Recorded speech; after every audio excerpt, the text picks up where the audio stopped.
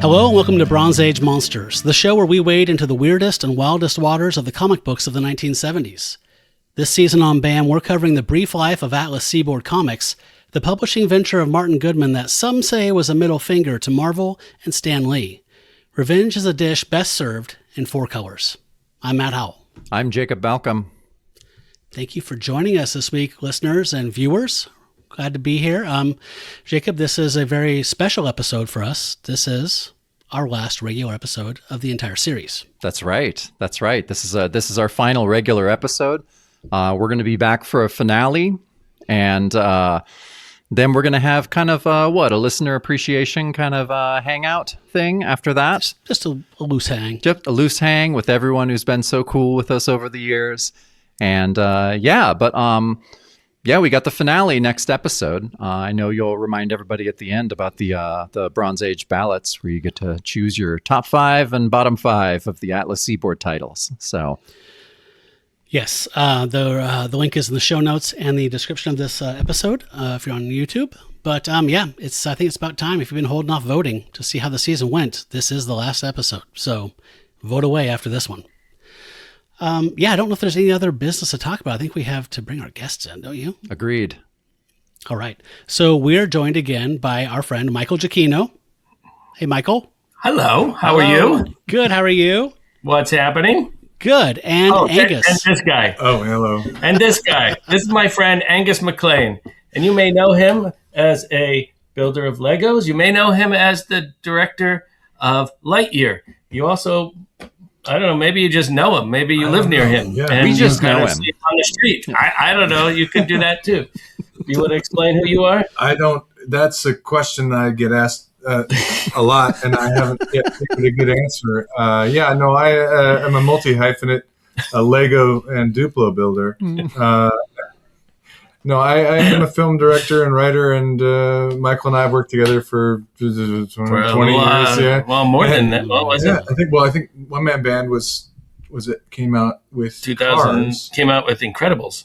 Oh No, it came out with Cars. Cars, 2005. So it's Right. 20 years. I mean, so yeah. So 20 years. Yeah. So I worked at Pixar. We can do math. Yeah, I worked at Pixar for a quarter century, and then now I'm doing live action projects and on the side making Lego and internet videos about Lego. There you go. Wonderful. So is it okay if we put a link in the Oh thing yeah, for sure. your YouTube stuff? Yeah, I'll give you his phone number. Yeah, no. Okay. Don't put that. We'll publish it. It's fine. Yeah. It happens a lot. Yeah. So sorry. People listen to the podcast and they watch they watch it. Like, how does that work? So you can it is a YouTube show, but it's a podcast. We scrape the audio out and publish it as a podcast, which is the way the vast majority of people choose to take the show in. See, I would take it in like that because I wouldn't want to look at my visual. I'm worried about it. You would take it by listening? Yeah, listening. Okay. We show the art though. But he's got a face for radio, so I got it a makes face sense. for radio. That's right. So once we kind of got outside of the normal like Werewolf by Night and the stuff that was mainstream and reprinted and available, we got some more obscure comics. Like they weren't available like easily. So we started throwing the art in. So it kind of made sense to us to do a video version where if you don't have access to the comic, like Demon Hunter, we're showing the art while we're talking about it. So it's kind of we're just little talking heads for most of the That makes a lot more sense, especially with the context of the podcast. I just figured everyone had Demon Hunter, a very fine or near mint copy. This is their last episode. You're asking a lot of questions. Okay, maybe people came in late to this and they want to know what the parameters are. Thank you. We can Thank talk. you very much. We can talk podcast mechanics with you all night, Angus. I'm sorry. It is totally fine. We love it. And starting over. Get it.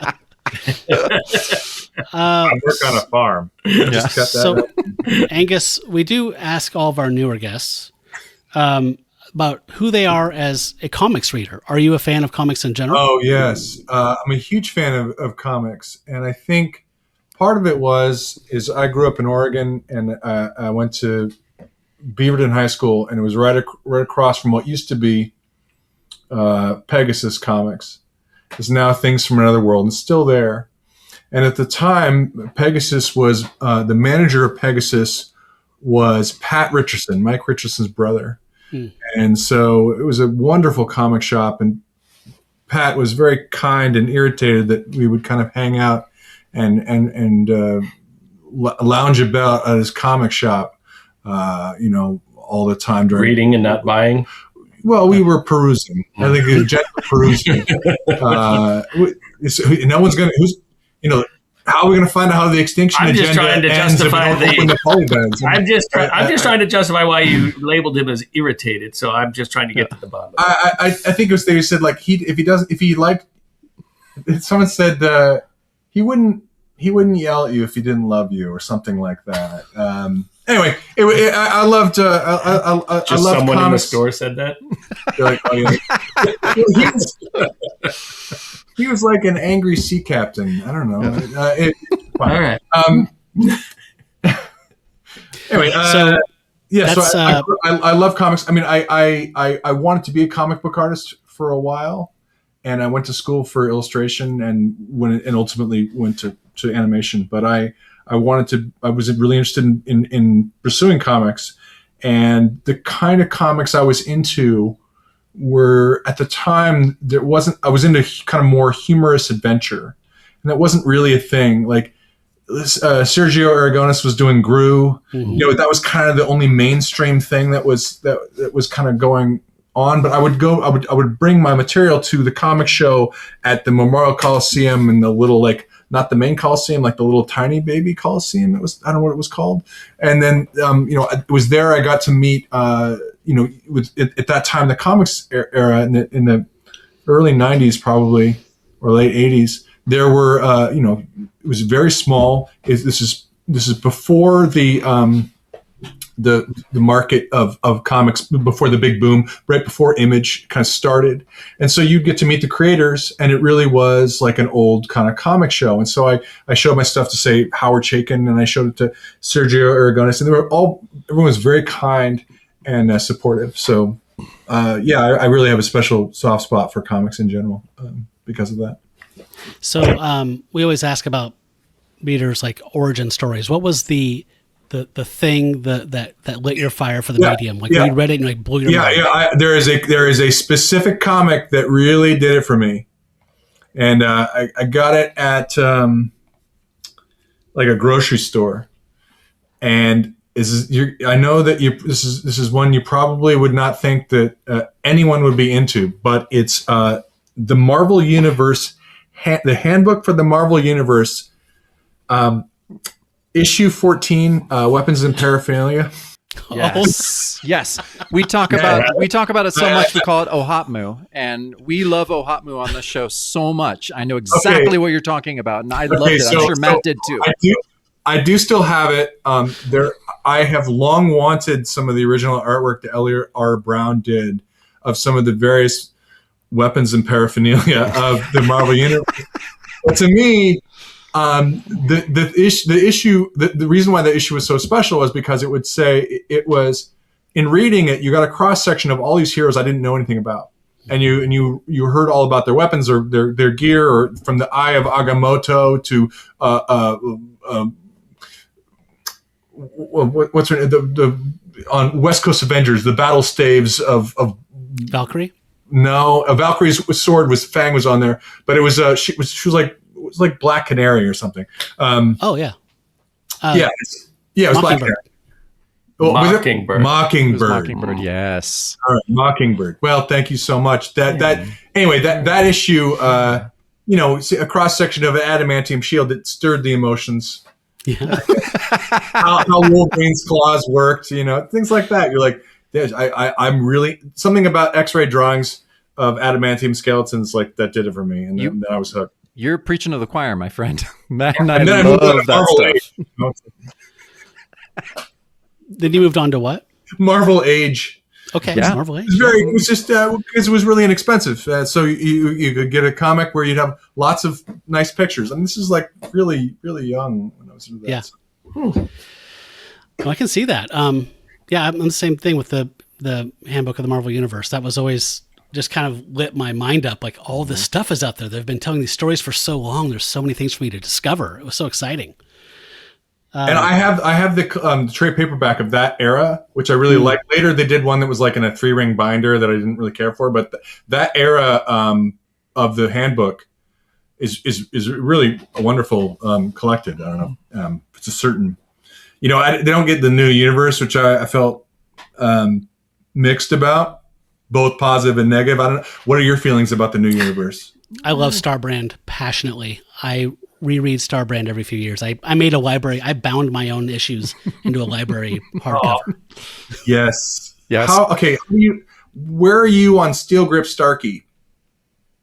I've never read Steel Grip Starkey. See, I've never read that either. I like Starbrand too, but nothing else hit me. It's not New Universe, but it's not New Universe. What was that? It's kind of Epic? it might have been Epic or right pre-Epic. It was he's like a construction worker. Yeah, it's like either when Marvel was doing just their graphic novel line, where each graphic novel was a new story, or it was early Epic.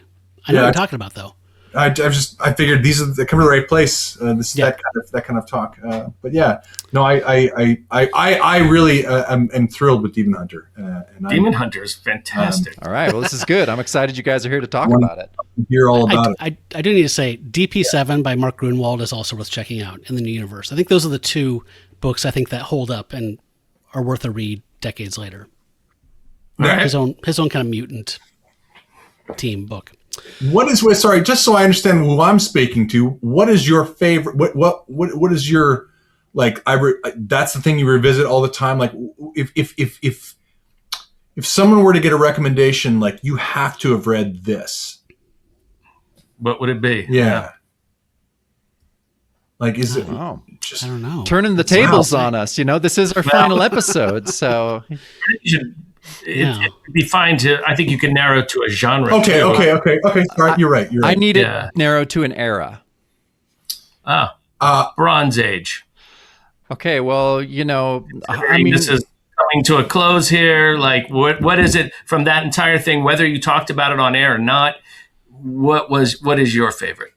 Man-Thing for me. Like, okay, early Swamp Thing I love, but Man-Thing, Swamp Thing gets so good later that I feel like you can put a pin in that and go, I'll go with Man-Thing. There's some pretty amazing storytelling going on there. A lot of one and done, a lot of cool, almost like anthology style storytelling. What's like this? Twilight. Why am I fucking telling you? The character has a lot of potential for just different stories. Check it out, Michael. You might like it. Is Man-Thing more powerful than Swamp Thing? We don't do that here. Nexus of all reality. You just broke a cardinal rule, my friend. Oh, what? Just kidding. Is that like? You're not supposed to quote that Shakespeare thing in a theater? No, it's not a no Shakespeare thing. We normally don't compare, but you know what? Anything goes, my friends. This is our last show. Episode. So, okay. Well, years ago, I should tell you, at Pixar, this is.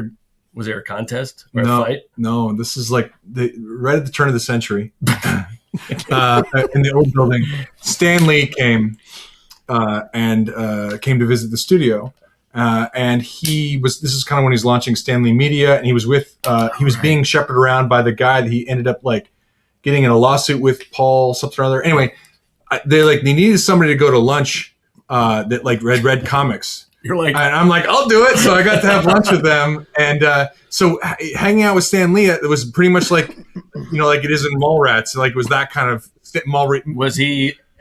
Did he want to talk about? Yeah, comics? He's like, that's fun. That reminds me, and he would go. Occasionally, he would do the thing where you go, they had a Q&A for the company, and someone was like, who would win in a fight between, Incredible Hulk versus Thor? And he's like, I don't usually talk like, that these are just stories that we make up. But I will tell you, Hulk is the most powerful mortal on Earth.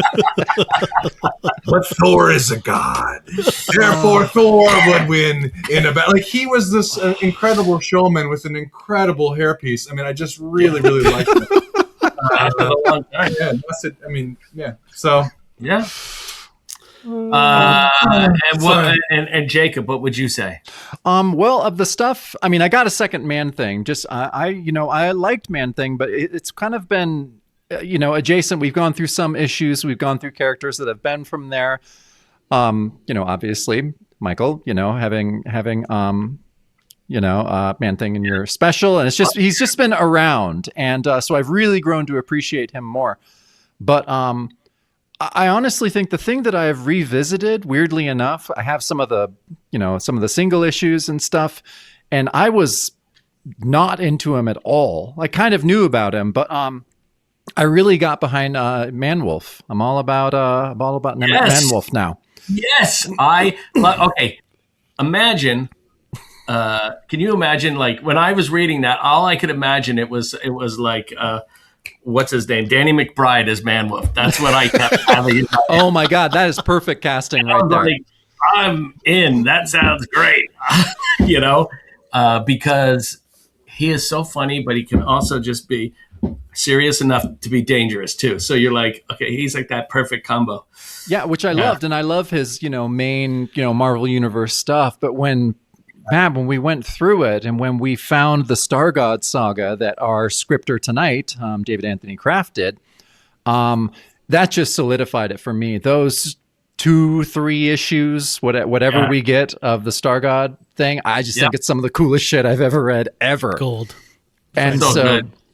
Yeah, so that's the one that I'm gonna walk away from this series being like, I am a massive fan of something. I'm a fan of a lot of stuff that I didn't quite know a ton about, but Man-Wolf for me is the thing that rises to the top.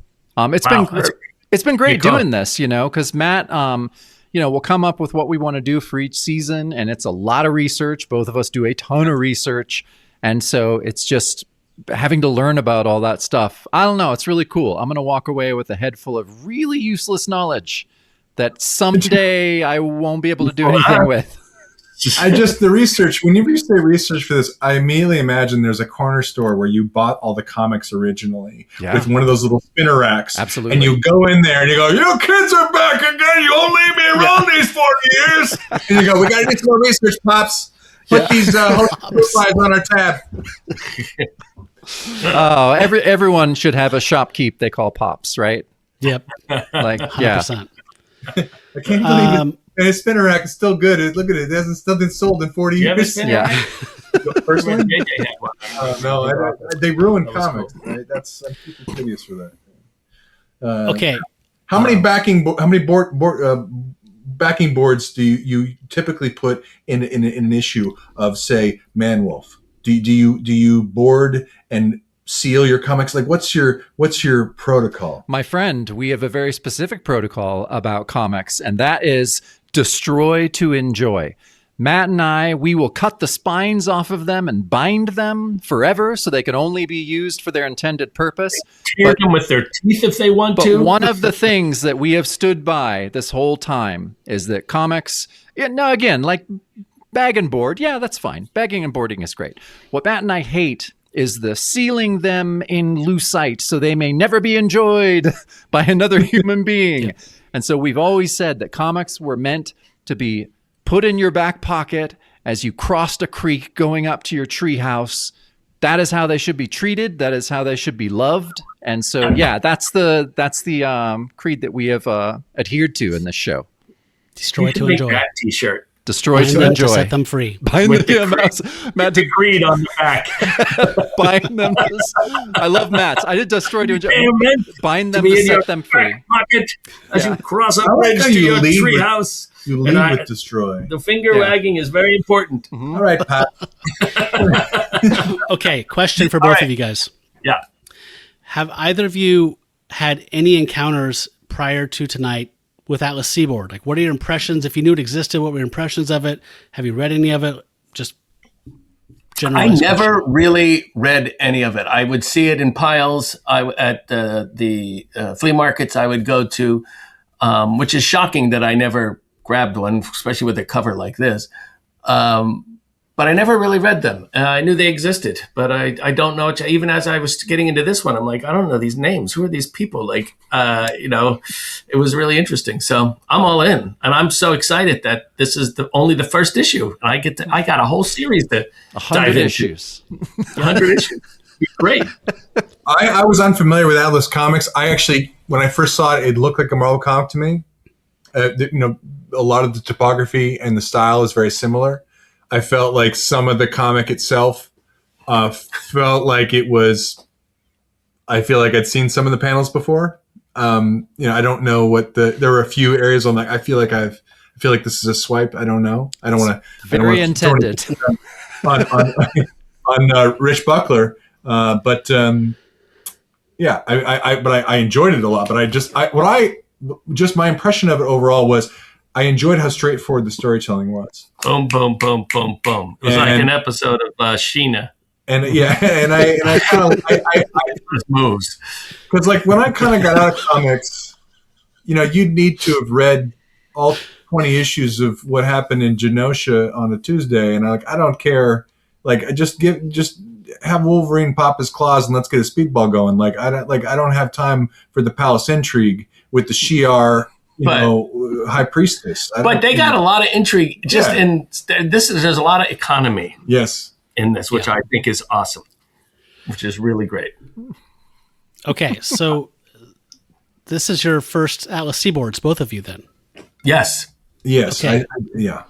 So, maybe I saw one when I was not that I remember. So I definitely saw them around, but I'd always just kind of thought they were an off-brand, like Charlton, just kind of like some kind of off-brand thing that was just in the quarter bin. You just ignored them and always just kind of had a side eye for them until we got here. And I think Jacob and I encountered the backstory. And I guess I don't know if you ever. I would love to hear it. So very briefly, or Jacob, why don't you do this? I talk a lot. Sure. Give them the elevator pitch of why this company existed for one. Elevator pitch is that Martin Goodman, publisher of Marvel Comics, the founder, basically got pissed off that Stan Lee, after Martin kind of had exited the company for the most part, got angry that Stan Lee was made publisher instead of Martin's fairly incompetent son Chip, who he thought was like a kind of a sweetheart deal. Like, of course I'm going to leave and you're going to put Chip in. And no, they put Stan Lee in. And this enraged Martin Goodman enough that he started his own comics company, but just stole as many Marvel artists as he could and tried to make copies basically of successful properties that worked at Marvel. He tried to make them himself. The things that he did, he didn't mean to do these good things, but what he did is he lured all these people, all these artists over with really high page rates. They could keep their own art. They could keep their characters. And these are all things that eventually he, unbeknownst to him, he basically was doing like some of the most progressive things when it comes to artists and writers. His heart was not in the right place, but he ended up doing a few good things. And so this is why Atlas Seaboard is also known in the industry as Vengeance Inc. It is literally a comic company created to wreak vengeance on Marvel Comics. It's a spite company. It's a spite company. It's like Latte Larry's. It is Latte Larry's. Latte Larry's. That's perfect. I don't know that. That's from Curb Your Enthusiasm. Curb Your Enthusiasm. Sorry. So we are at the end of the run. So their first issue hit the stands I think September of 74, and by October of 75 they were kaput. These double page rates, all this stuff. They tried to launch I think 26 titles between magazines and comic books in 1 year. So it was just this huge blitzkrieg of publishing to try and take down the big two. And Martin Goodman hemorrhaged money. And at this point, they didn't even really have sales figures yet. They didn't know how well the books were doing, but it just all collapsed on itself within 1 year. So very short existence, and it went out in a blaze of mediocrity. There's some really cool moments that happen throughout, but it's very hit and miss and very spotty. So we've been loving jumping around and going through a cop book, a Western, a horror comic, a superhero book, a ripoff of The Shadow, just kind of jumping all over these different things and checking them out.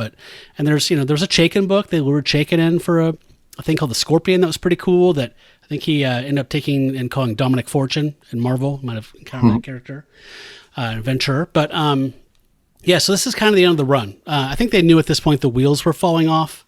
We looked at their publishing schedule, and they had like a couple more months worth of publishing penciled out, but they never even got the the stuff laid out or put together or anything. So this is the last gasp here, this issue. And where did all this artwork end up? So hopefully, the artist got to keep the art, like Jacob said. Yeah, so Buckler. hopefully their families have it. I don't know. I'm sure Rich Buckler has all this stuff. I hope. Yeah. Yeah, you Great have to stuff. hope. But I think now, Matt, correct me if I'm wrong. So after all of these titles are eventually canceled, the one thing that keeps this publishing empire from totally shuttering is the men's magazine Swank. Swank kept baby. going. So Swank. that's what Chip Goodman edited that, and he was the publisher of that. He did a damn good job with Swank. Gentleman's Magazine. It's a gentleman's magazine. Sorry, not men's magazine. Okay, so what we're looking at here, folks, is Atlas Comics issue number 1 of Demon Hunter. This hit the stands according to paperwork, on June 3rd of 1975, and has a cover date of September of 75. And the covers, the pencils and inks are by Rich Buckler. And if you're just listening at home, we have a black background, a really cool logo that's like demon kind of scratched out in yellow with red border, and then Hunter kind of coming out in 3D at you. And we have a skull screaming in the background with flame in its mouth. I have a question. I Yes, just want sir. to point out one thing here, that that demon is not unlike Werewolf by Night in terms of the design. Okay. I would also like to point out that the font is a little weirdly spaced, so it looks like Demon Hunter. That's the way it looks to me. Like if you see it, it's just a little bit too much. The E and the M needs to be a little bit better connected. But Demon The Hunter. camera keeps, like, anytime you talk, just goes, "Meh." this is Angus. He's pulling focus. I don't know. this is when I talk to you over Zoom. That does the same thing. It's the camera look. It's designed whoever. Maybe I'm No, but I gesticulating. keep That's what turning is. it off, and then it keeps going. Anyway, this is sorry. It is A-okay. It's AI. It's not going AI anywhere, mode. baby. Yeah. Okay, so we have that screaming skull with flame inside of it in the background. Our titular hero is, I don't know how you describe him. He's got a red jumpsuit on with a skull cap, a battle axe, a big long purple cape, and he's battling something that Michael said looks like the Werewolf by Night design, sort of? No, the logo, demon. Oh, the logo you're talking about. wording. Okay. The wording looks. I thought about the actual demon. It's outlined, and it's very Gotcha. simple. No, totally gotcha now. So there's a demon with 2 swords jumping up in the air. He's blue. He's got a blue leotard on with weird holes cut out of it. And there's a circle of tombstones on the ground. This cover, to me, has always been kind of cool. Like, this is one of the ones that kind of drew my eye whenever I saw these in the long box flipping through. Like, if I was going to buy an Atlas, this off-brand Kmart kind of comic, it'd probably be one of these. Like, probably this one. Yeah. I like it too. I like it a lot. The one thing that I'm a little like is the how one looks like they're flying through the air, which is great, but the other guy doesn't seem to be grounded to anything. So if the blue demon were to impact him, like, it would be like color forms, right? You see what I mean? Oh, I just assumed his power was to levitate about 6 feet off the ground. Oh, you thought he was doing Yeah. a thing. No, the Adam Strange guy was. He was. Got it. Yeah. Got it. Adam Yeah. Strange. There you go. So- Thank you. There it I is. will say the blue demon does look like Mephisto if he took the Savage Dragon's mohawk and crammed it underneath his armpits. Yeah. With this That's style, a little bit of Dark Hawk reminiscent, just in the line weight of that particular image. Kind of look a little bit like Glitter Knight's minions in a way too. You know, like put a little bit of that in there. Yeah. Yeah. Yeah. Love me some Dr. Glitter Knight.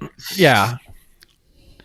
So I really like it too, Matt. I think it's great. And I'm very proud of the restraint of only putting Fantastic Origin issue on there, not just vomiting words all over an awesome cover, which is, this is almost as good as Grim Ghost and Ironjaw and those original guys. They put out the first issues that they put out. It just had the title and then awesome art. And we realized just how incredible that is and how, especially of the time, that doesn't happen a whole lot. People are always like, #1 collector's issue, first appearance. You won't believe how great this is and stuff. And, but yeah, so the first 3 covers that Atlas put out were badass and totally like that. And then they just vomited shit all over them But then again, this is so just having Fantastic Origin issue on here is a lot of restraint, and I noticed, and I love it. It's great. Yeah. The colors too. Yeah. The contrast on the tombstones or the runes or whatever is really what draws your eye nicely. I love the shadows down below the demon or two. That's just great. I agree too. Shall we dive in? Please. Yeah. All right, guys, let's dive in. So, Matt, I thought this was interesting. I couldn't remember if we had another instance of this in this run of kind of like an opening page that's just like, okay, let me tell you what's going to happen here. It's almost like what we talked about. Michael, we talk a lot about how great it was in this, and this doesn't say specifically what's going to happen, but how great it was like shows like Rockford or Knight Rider or something. They'd show you just like a little montage of scenes that were going to happen in the episode before the episode starts, which we fucking love. And this doesn't quite do that, but it's weird. We just kind of the same idea. It is. So before the story even begins, they give you this intro that literally starts with, "What does a demon hunter do?" I mean, you're going to ask the question, right? It's going to happen. So. Oh man, it's so funny. And so, so I like the top narrations, like, what does a demon hunter do? Everything he can to prevent xenogenesis, the rebirth of a demon race here on Earth. Like, says his name, Gideon Cross. He is a telepath, and he is more. And so at that top panel, we see him, punching a demon in the breadbasket. Then we got him going, he has like a mysterious cape that we're going to see him use later on. He's more. And then it goes on to say, as a harvester of eyes for a mysterious cult, he has been endowed with certain powers, among them a shadow cloak that materializes arcane weaponry from beyond. And then it says at the bottom, has a nice picture of him. And it says, yet he is but one man fighting alone against all the demons in hell and on earth. And at the bottom, Demon Hunter. And I love it. I love this. This actually got me pumped for the comic. Can you go back one for a second? Yes. Is his head a little too small? It happens a lot in this It issue. happens a lot. And maybe it's because he's using his brain so no one can see who he really is, and it's like hard. So his brain, I don't know. No, Matt. I will say graphically they want the villain's head to be larger and the hero's head to be smaller. But I mean that's just like but this is an anti-hero. Yeah, I'm just a little bit. I don't want to. I don't know if this is too late to go back and change this, but we start off. There's and time. It tells us we have time. It tells us that he's trying to stop the birth of the demon race. That's in the title. I'm totally in. Sounds great. Great. His name is Gideon Cross. Don't love it, but okay, fine. He's a telepath. Sure, it's pretty good. Wait, okay, so he can read minds. Gideon Cross. Okay. And what else has he got? He's got. He has more. He's reaching in his cloak. What's that about? Wait, hold on. He's in a cult and it's eye gathering season. Let's reap the eyes. I thought it was a hole. Harvesting of eyes. Yeah, the harvester of eyes. That got me. I was a little weirded out by that. I don't like that. It's a Blue Oyster Cult reference. Yes, and then you get where's the thing where it says dedicated to. That's coming up in a few pages. Yeah, we'll get to that. All right. So there's a first coloring mistake of the issue is that they have him his eyes closed on the first page in color, but his eyes are clearly open. Well, that's on the bottom. Oh, on the bottom where you got well, that's just it's skin color eyes. Swing and a miss on that one, colorist. Matt, I have to ask you a question though, because it comes up in my notes. I never asked to see your notes, but I would love to see if you had any comparisons to Stardust by Fletcher Hanks in your notes because of the tiny head. Did not make that connection at all. So are those things like sticking out of his head? What is that? Is that like bug eyes or something? What? That's his. Oh no! Is that a hole? That's his popped collar. It's just like. So is that? But is that a hole there? Is that negative space? Is what I'm saying? Yes. It's just negative space. Okay, so you can see it through. Yeah, it's like a baby bib. It is an upside down lobster. It is like a baby bib. Yeah. Okay. Now I will say. The line quality on this image on the bottom of this page is interestingly an intersection. It looks like Jack Kirby as inked by Barry Windsor Smith in the Weapon X era. Holy my shit. God. And Okay. so that to me, Nailed that. I just have to check my notes, Yeah. but that was my impression. Angus, and where you have you been all our lives? I don't know. I don't know if anyone. I don't know how nerdy you want to get on something on a podcast about 70s Bronze Age comics. Yeah. But especially in the horror genre. Yeah, and I don't know is that the milk of crossbones on the left there? I'm not sure what that's about, but.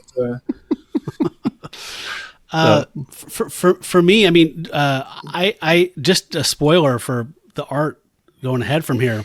I feel like I've spent the last 5 years on this podcast trying to make Jacob a Rich Buckler fan, and I feel like he's doing a lot of undoing of that work this issue, personally. So, like, for me, when you said Jack Kirby inked by like someone else, I mean, Barry Windsor Smith. This felt like the lightest touch of inks from Buckler.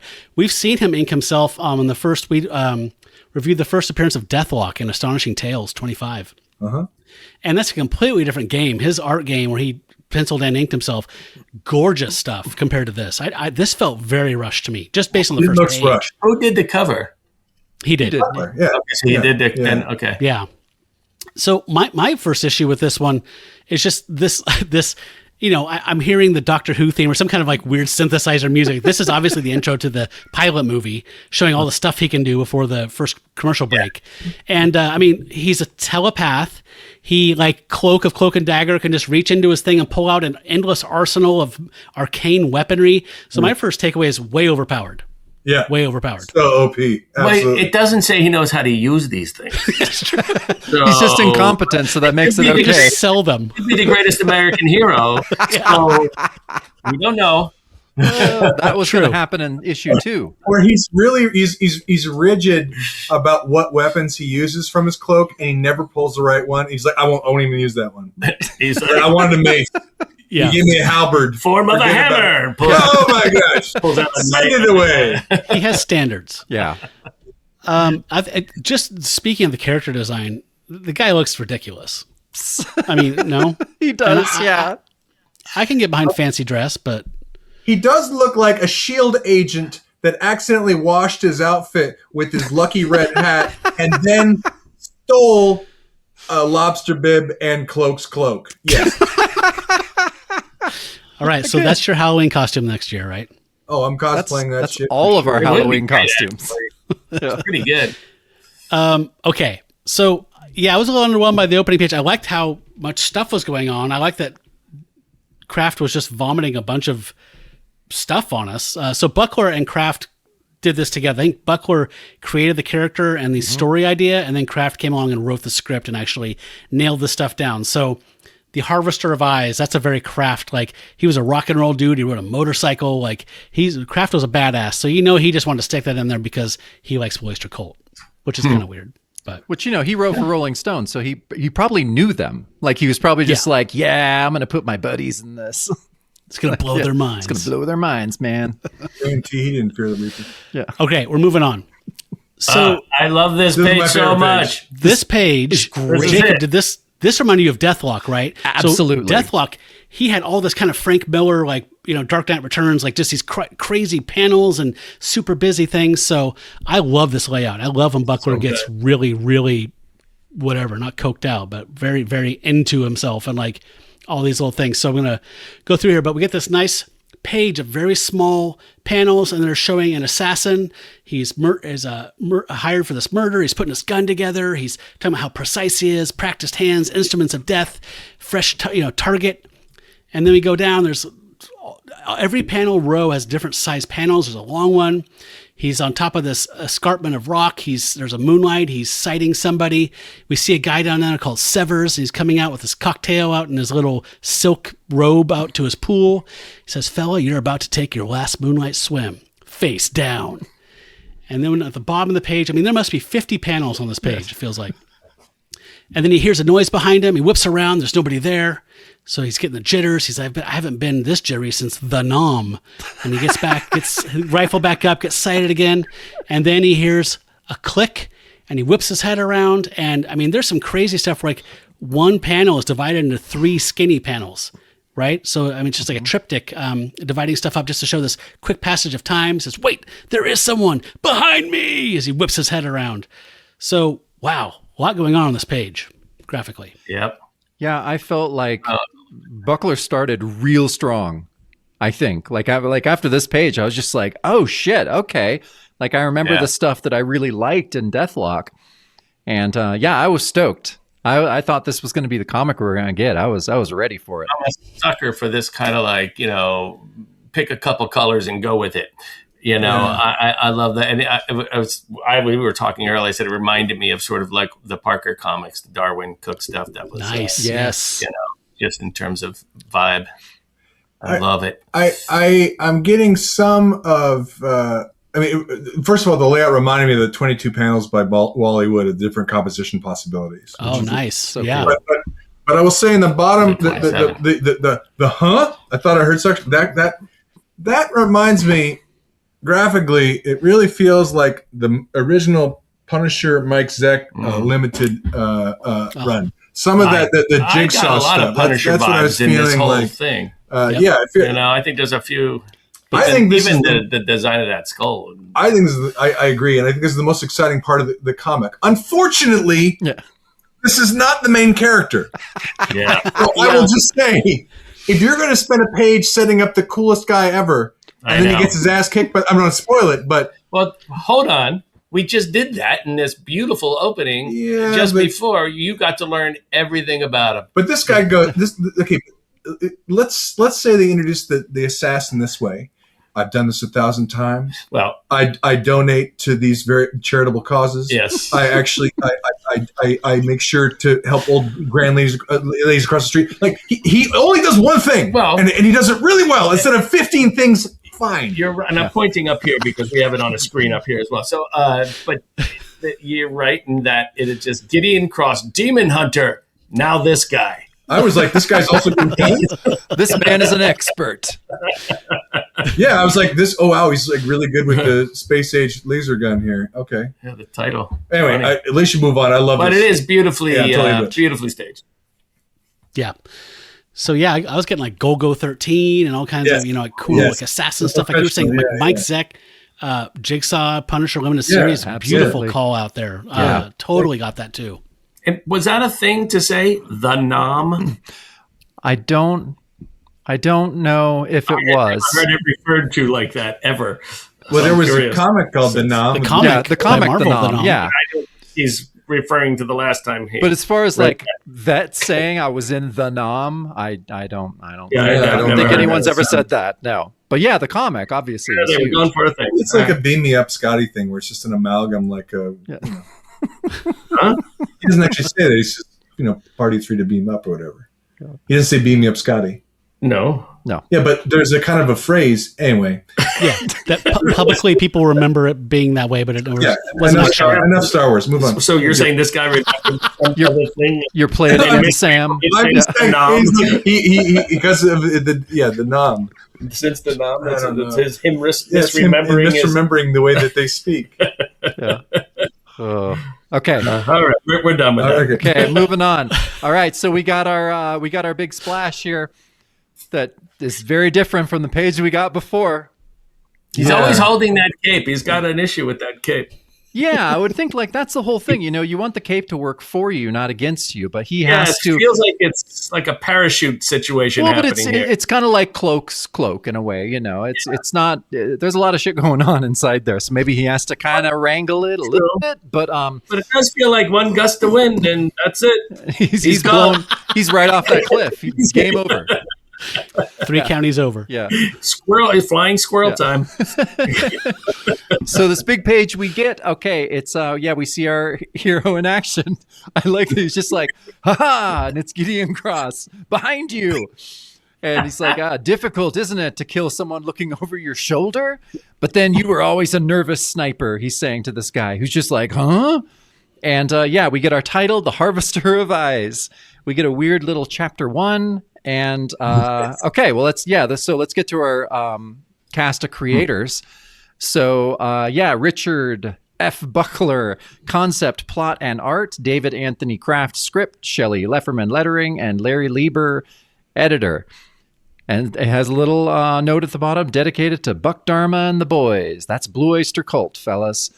So okay, let's talk a little bit about Buckler just with this character.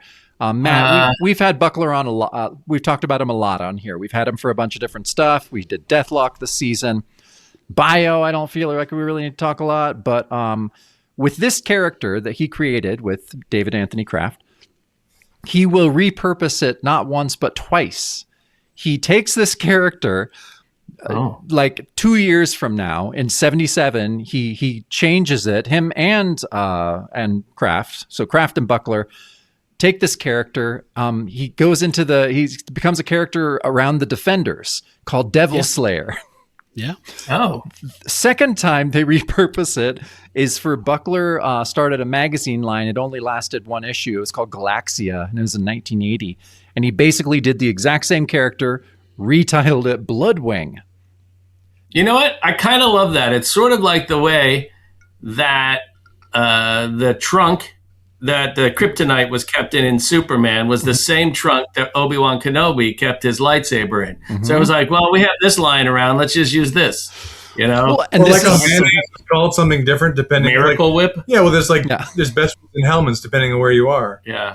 But this is also the gift that Martin Goodman, not in good faith, of course, he thought he was, taking advantage of everyone, but they had this character. They owned the character. They could take him and do whatever they want. Like you were saying earlier, Matt, Chaykin took, the Scorpion and made him into Dominic Fortune.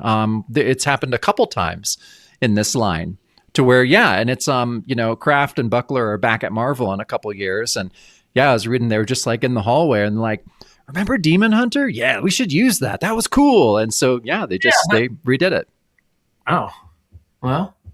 So I would say as an audience, what I'm expecting the line to be, what are you here for, man? Your eyes. I just I kind of want, there's none of that. There's not enough, I would say overall, I didn't find as much harvesting of eyes.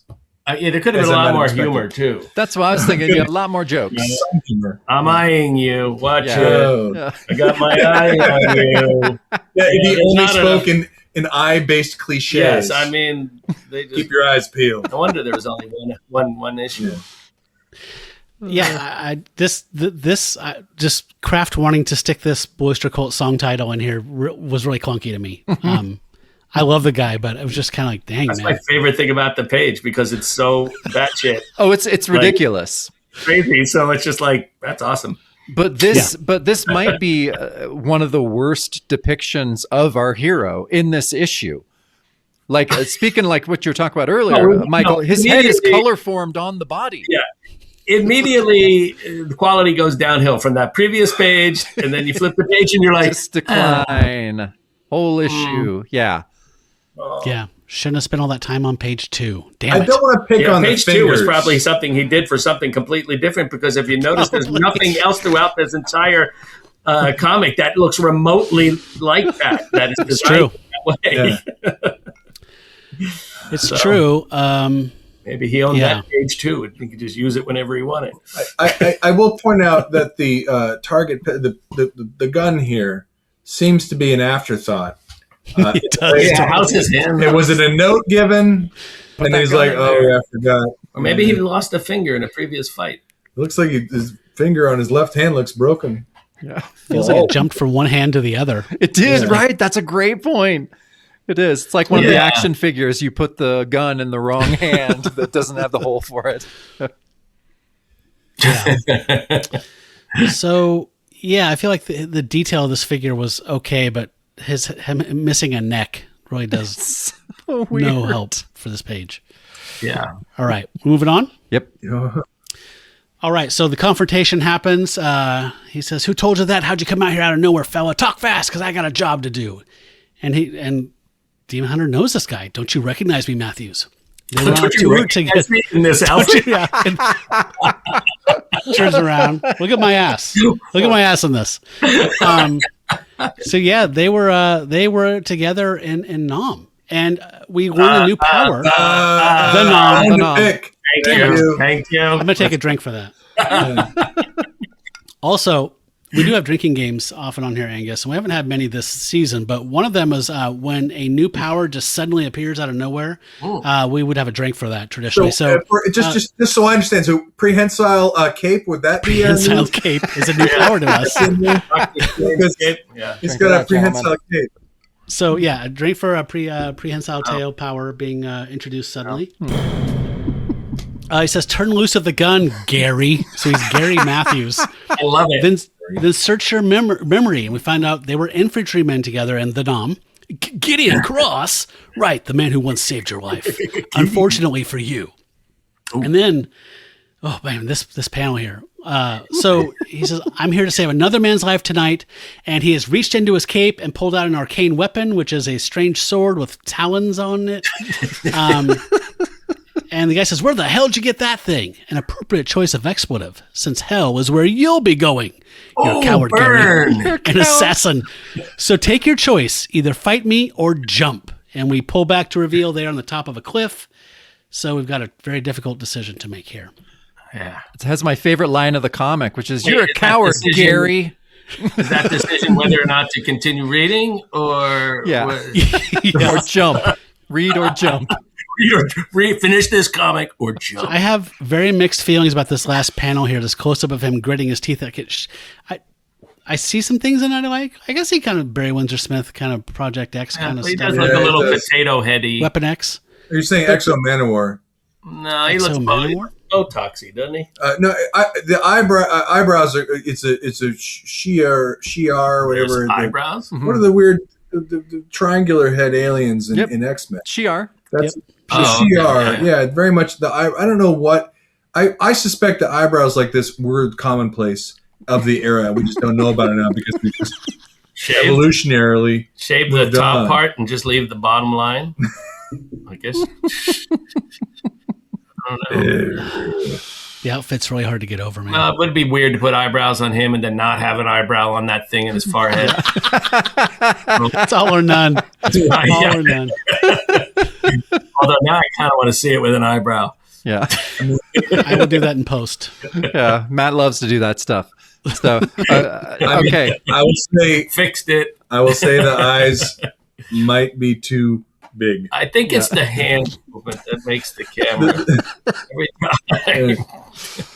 Okay, I'm moving on to the next page. That's fine. So we got on this next page, we cut to a pool party nearby. So we hear a scream that tells us what choice the punk. I'm sorry, not the punk. Gary.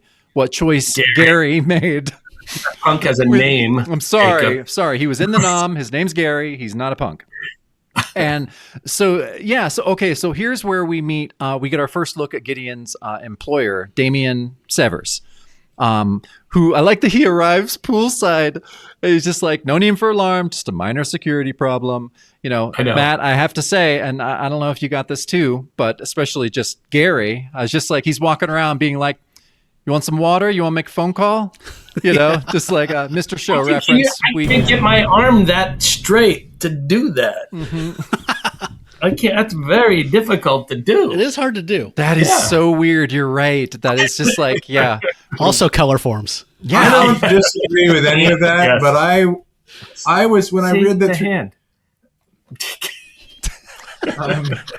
My issue is that the first line implies a universe where he's used to hearing non-human screams. So as I read this the first time, my thinking was like, is he like into slaughterhouses? Like, what is his? Well, that lives on the base of the cliff. Things are probably animals are falling off. Okay. Man. Coyotes. It looks like someone just came from Whoville and is about to dump off a bunch of presents. Yeah. But I think that somebody just bought off. The interesting thing about the colors on this first panel is that they chose to swap where blue and where the warm colors and the cool colors are. Yeah. So the problem is you have the distance should be cool colors and the foreground should be warm colors because cool is going to recede, but they're constantly flopping it. They got it halfway, panel. And so it's confusing because it's flattening it for all you look otherwise at is dimensional thing. The people in the bathing suits. Yeah. Well, and then the next page it's feeling like you can't. I don't know what's happening. I guess that's him falling and hitting the ground. That looks like it's like shades of Toth. on that. Do you see his foot? That's generous. I think Wearing that's a- a nice drawing. wearing- But looking at those fingers, Yeah. I think that one, the next one is swiped from Toth. I think that's a swipe. The next page or the next panel? The next panel in the purple. You think? Yeah. I think that's why you have that is. Its eyes are so weird. Yeah, that's my suspicion. Is Rich Buckler still alive? You want to call him? I believe so. Let's get him on the line. Or We if he died, we just died. I shouldn't have Rich said Buckler that. on the Like line last- now. Rich Buckler. Oh, the swiping thing? Angus, I can see what you're saying, but it looks like Toth, like if you held up a Toth comic book to the window and then traced it like through the sunlight onto like. Yes, and that's where I think See, that but- the hand comes from. Is because the pupils are what make me think it's Toth. Is the pupil, that design feels a little different than his other drawings. Well, So Yeah. All right. it looks so bizarre. It looks like he has like painted nails too. well, that's just their color. That's the coloring. The colors. So this is the scar that we thought we were.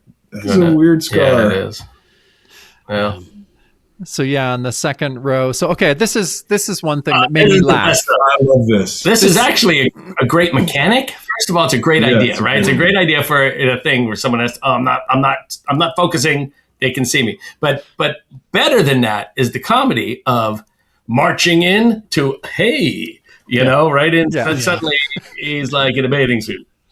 Oh. He's like, I should disguise myself as Namor the Submariner. I also enjoy the guy in the background whose head is very small, right, and, but I enjoy. or Pinhead Hunter. very tall, and he goes into the, he's like, Oh yeah, maybe he's like leaning away from yes, us. exactly.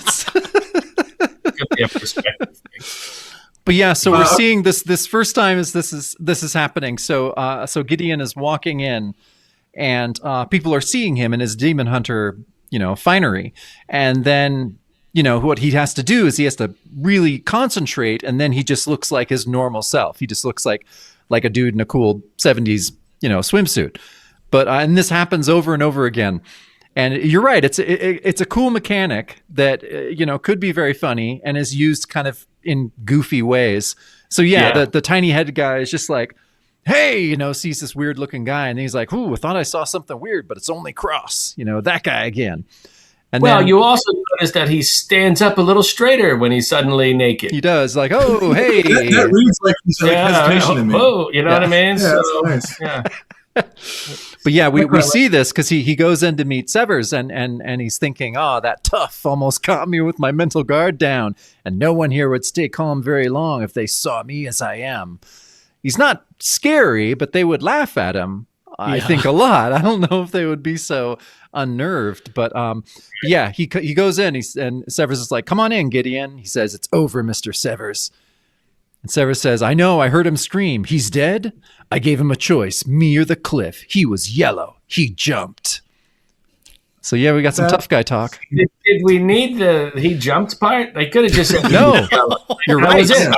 I know. I will say what Again, it's Stop gesticulating. Sorry, I keep gesticulating. It pulls the camera over. What I say, I really enjoy the previous panel because it's the first time that Gideon has a concern. And the potential for him to be slightly embarrassed by his choices. Wait, did you call him Gideon? Gideon. Gideon. Yeah. It's the way that John Voight says the damn Gideons in Mission Impossible 1. That's obviously referencing just much of my speech patterns are from John Voight. But The choice. yeah. But the As long as you leave it. I left it in speech patterns. So I feel like there's something about that as I was reading it, I was like, oh, he has a fault, or he has to keep his focus. Yeah. Otherwise, he will reveal himself. I mean, clearly started they're going to wanting use this. They're going to use this many times, I think. Well, that's what Clearly. you think, but if memory serves, No, we're pretending we don't know. Oh, okay, sorry. Yeah. I will also say, when you have demons and swords coming out of capes, and his name is the assassin's name was Gary something, was it? Matthews. Gary Matthews. But his target's name is Mr. Severs. Yeah. I just give him a regular name. Like it's Nope. Dominic? it's over, Mr. Johnson. Yeah. Oh, you don't want to first? It just severs this weird. It's like I'm thinking about severing. Like, is he there to? Yeah. It's just weird to have it be a John synonym. Severin, you know. Maybe it's like, Severs. Oh, maybe it is Severs. yeah. Yeah, Silver, I know. Mr. I wonder if it Severs. was Seavers too. Severs to you. It's Severs, yeah. That would have been a bit of character I would have enjoyed. All right. Yeah. All right. Sorry. Keep going. Pronounce Severs. We should get through this. You thought this was going to be the last episode, but it's actually a 6-parter. They're going to run. Tune in for more. I like this panel. Yeah, panel's cool. Nice. I like that Severs/Seavers wears Except for the final ruffly line. shirt under his dinner jacket. Yeah, he's got cufflinks on, I'm sure. He's a hairy dude. He is a hairy dude. It's pretty cool. I didn't want to belabor this because they did mention telepathy, but he has the power to cloud men's minds. Is that technically telepathy, or is that a new power that just got introduced? It's a new power. Drink it up. I think it's, I think they're just talking about how hot he is. That is a power, Michael. Okay, moving on. So, Sever says, "You're good, Gideon. The best money can buy. Your services are worth their price." As he pulls out these wads of money, and he says, "But the cash doesn't really interest you. So what's your game?" "I'm not sure, but I've always been good at taking orders." That is a great, I was like, what? I'm not sure. You said that out loud to somebody? What? Yeah, I don't know. keep that internal. But then he does. Inside voice. He does internalize. Right now, those orders come from the Harvesters of Night. Just Okay, but there's some contradictions. He's Okay, pulling out money, but he already is aware he's not going to take money. And then how did he get? Why is he doing what he's doing? But he's been told to I start to wane. I think it was something that he sensed because he just kind of turned away. You know, when he pulled, he goes, "It's like, does the cash not please you? You want a cigarette? That Yes. kind of a thing. Yeah, Please. He could have said, "God, thank you." He just stares out the window and says, "Play it again." See, I read this as he actually accepted the cash, but he wasn't hungry for it. Like he was just kind of it was just this is the formal exchange, but you're not in it for the money. Why are you in this? That's how I read it. He doesn't know. Then I He think doesn't know. if cash wasn't important to him, I think it should have been like the Fortress Around Your Heart music video with Sting, where he's pasting the money on the walls, showing how much he doesn't need it. Yeah, I'll do that at home. That's issue 2. he still doesn't need it. Oh. I genuinely think that what he said, "I'm not sure, but I've always been good at taking orders." I actually think Kraft probably wrote that as a thought. Because that makes no fucking sense for him to say it, because he's this tough guy. Yeah. And he's like, "What's your game?" He's like, "I don't know." Cigarette? No thanks. I think you're right. 'Cause the next thing he is thinking. Okay. It is.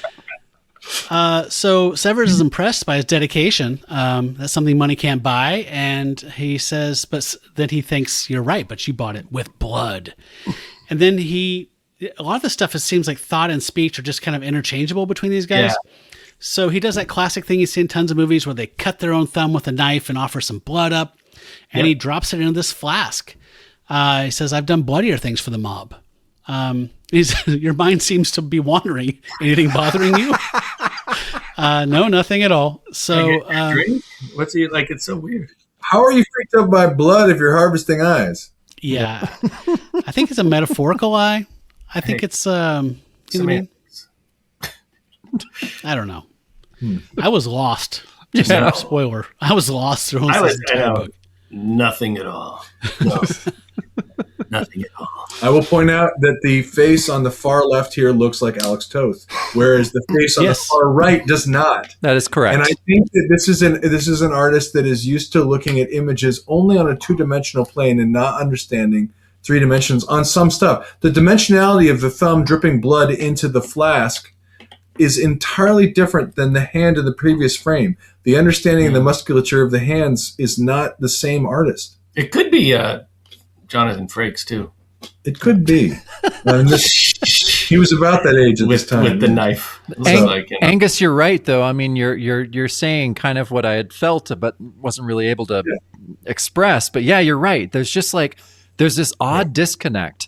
And I do, and like Matt was saying, he's kind of, been trying to convert me to Buckler this whole show. And with Deathlock, I was like, okay, I get it now. I wasn't like, I didn't jump on as a massive fan, but I was like, okay, the art in the first, appearance of Deathlock is pretty fucking awesome. And so I was just like, okay, this guy's the real deal. Like, he can really do something good. But yeah, man, Angus, when I'm looking at some of these, I think a lot of this could be swipes. I like it, but I feel like what I see is an artist trying to survive. And it makes me empathetic, because I see someone that is desperately trying to cover up for, they've gotten, the inks are covering up, they're unifying a disparate application of draftsmanship that's really interesting to me. So it's the most intelligent thing that's been said on this entire show. Yep. Yeah, Angus, I totally like that guy on the left. That is a Toth character. That's a Toth guy. Yeah. And that third panel where the blood's going in the flask, that's cool layout, cool execution. Yeah. Second and fourth panels are garbage, in my opinion. Garbage. All over the place, style-wise. And yeah, I mean, Buckler went on, he did stuff for Marvel, he did some stuff for DC, he headed Archie's Red Circle Heroes in the early 80s, which lasted for a couple years, which I like a lot of that stuff, but this is the worst stuff I've ever seen out of Buckler, in my opinion. But I will say, if I was asked to draw something that fast like that, there's no way I could do it. That's why I say, like, if someone trying to survive and do their, do their job quickly. Yeah. So, and so I think as we'll see later on, there's some really interesting panels coming up. But here's the thing about Buckler, though, and I don't know if he was rushing on this job, even though he probably got paid a lot more for this job than the stuff he was doing at Marvel. He's working on Fantastic Four at Marvel right now. Huh. Like, he's one of the main artists. I think it switches every other issue, weirdly. But Roy Thomas is writing Fantastic Four right now, and Buckler's doing a lot of the art. Wow. I've read those issues, but I don't know. So maybe he's super busy. Yeah, super busy at Marvel, and just had to just kind of crap this one out a little bit. So why in that third panel? Why did he bother with Zipatone inside the cape? Like what? Like, there's all these weird things where it's like he made an extra effort to do things and stylistic things. He could just made that flat gray. I wonder if he had an assistant. Yeah, could have. Probably. We'll see. All right, let's move on. Next page. So, it's a great one coming up. Yeah. So Severus has another job for Gideon. He shows him photos of his senior partner, and Severus says, it's a funny joke. He says, he sends himself in Jamaica while I risk my neck here. He's been crippled since birth, but that didn't stop him from becoming a big mafia figure. Now he's trying to cut me out of the big deal. And so, so he talks about how, there was an assassin that he kind of dealt with a attack earlier. But then, he says, his name's Harvey Aldis. After I close that deal, I want him killed. He's like, you hear me? I want him totaled, as he's walking out of the room. The combo of those panels I thought was just ridiculous in a way. Like, suddenly it becomes badly executed comedy. Like, he's out of the room. It's like, okay, all right, I get the idea. He just starts yelling at him for no reason. I don't get it. It's so dumb and weird. And then in the next panel, his goons come in. They're like, boss, what about Cross? Should I take care of him when his work is done? Severus is like, no, play it straight with the guy. I think he's more than you or anyone could handle. Even I wouldn't hassle him. Yeah. And that makes me believe that they want us to think that Demon Hunter's really tough. But really. Well, here we go. This is probably not cheesecake time. This is great. This is when you go. He's more than I can handle, and you cut to this. You know what that means. You know what they're saying. That is a love cut. That is an amazing cut. Okay, but my favorite part of this, aside from him, people who are just listening, he is he's in repose, very sexy in his skin tight leotard. And I like that his thing is like, Severus asked me the right question. Just what is my game? It looks like he's just kind of flipping through Instagram, doesn't it? He is. What does he have in his hand there? Blood flask. Pajamas. Blood flask. Blood flask. So he's just like he's worrying the blood flask in his hand as he's saying all this. Yeah, but he's thinking this is where we're going to get that origin. So he's he's luxuriating at his penthouse with the blood flask, and he's like, I wonder if I'm wise to obey the cult. After all, I did as I was told in the army, and where did it get me? I may have even imagined it, but tonight on the back of Matthew's hand, I thought I saw the symbol of the cult. He's cool. He's so cool. Look at him. Matthew is so cool. Yeah. Matthew has the symbol of the cult. So my question is it what the word cult meant at this point in history for the audience? Well, this is 1975, so so it's I'm pretty sure they're pretty well versed at what a cult was. But you know what I mean? Like he's treating as if like I've got this. I'm in this group, and he's not throwing any shade on it yet. Well, it's post Manson, but it's pre Jonestown. So Pre-Jonestown. Maybe cults aren't like the worst thing yet. Yeah, I don't know. This guy has he likes taking orders. He said it before. He's going to say it again. Yeah. You know? Well, that really is the classic hero's journey. Is a guy who says, "I like taking orders. Yeah. I don't know why. I just money means nothing to me. I have every power in the world. Yet I wonder if I should quit my hobby." No motivation. He's happy. We bring these guys back from the NOM, and we don't integrate them back into normal. Are you trying to civilian tell life? me What do we expect them to do? PTSD, It's on us. here? Yeah. Is that what this is? Is this truly a PTSD? Yeah, I was wondering if this is some kind of weird anti-war thing from Kraft. Honestly, that did cross my mind. Could be. Why does he have onks on his shins? Like he's murdering people. Fashion. Okay, you're right. 1975. I did wonder why there were onks on his shins, and the conclusion I came to is he got the outfit like on sale. No, it was already used in another comic book. That's what I mean. They're just like, you can have the outfit, but one thing. You could probably we wash can't take that off. We can't take off the onks. Sexy Egyptian priest from a previous They're series. load bearing. Yeah. Yes. This looks like an outfit that when he came home from work and you were in your apartment that you would probably take off. Yeah. But no. No, not even the head bib. That stays on too. It actually becomes a pillow.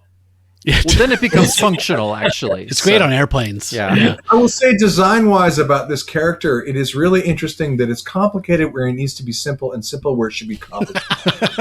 And what I mean by that is the belt, is a belt. We people usually wear pants.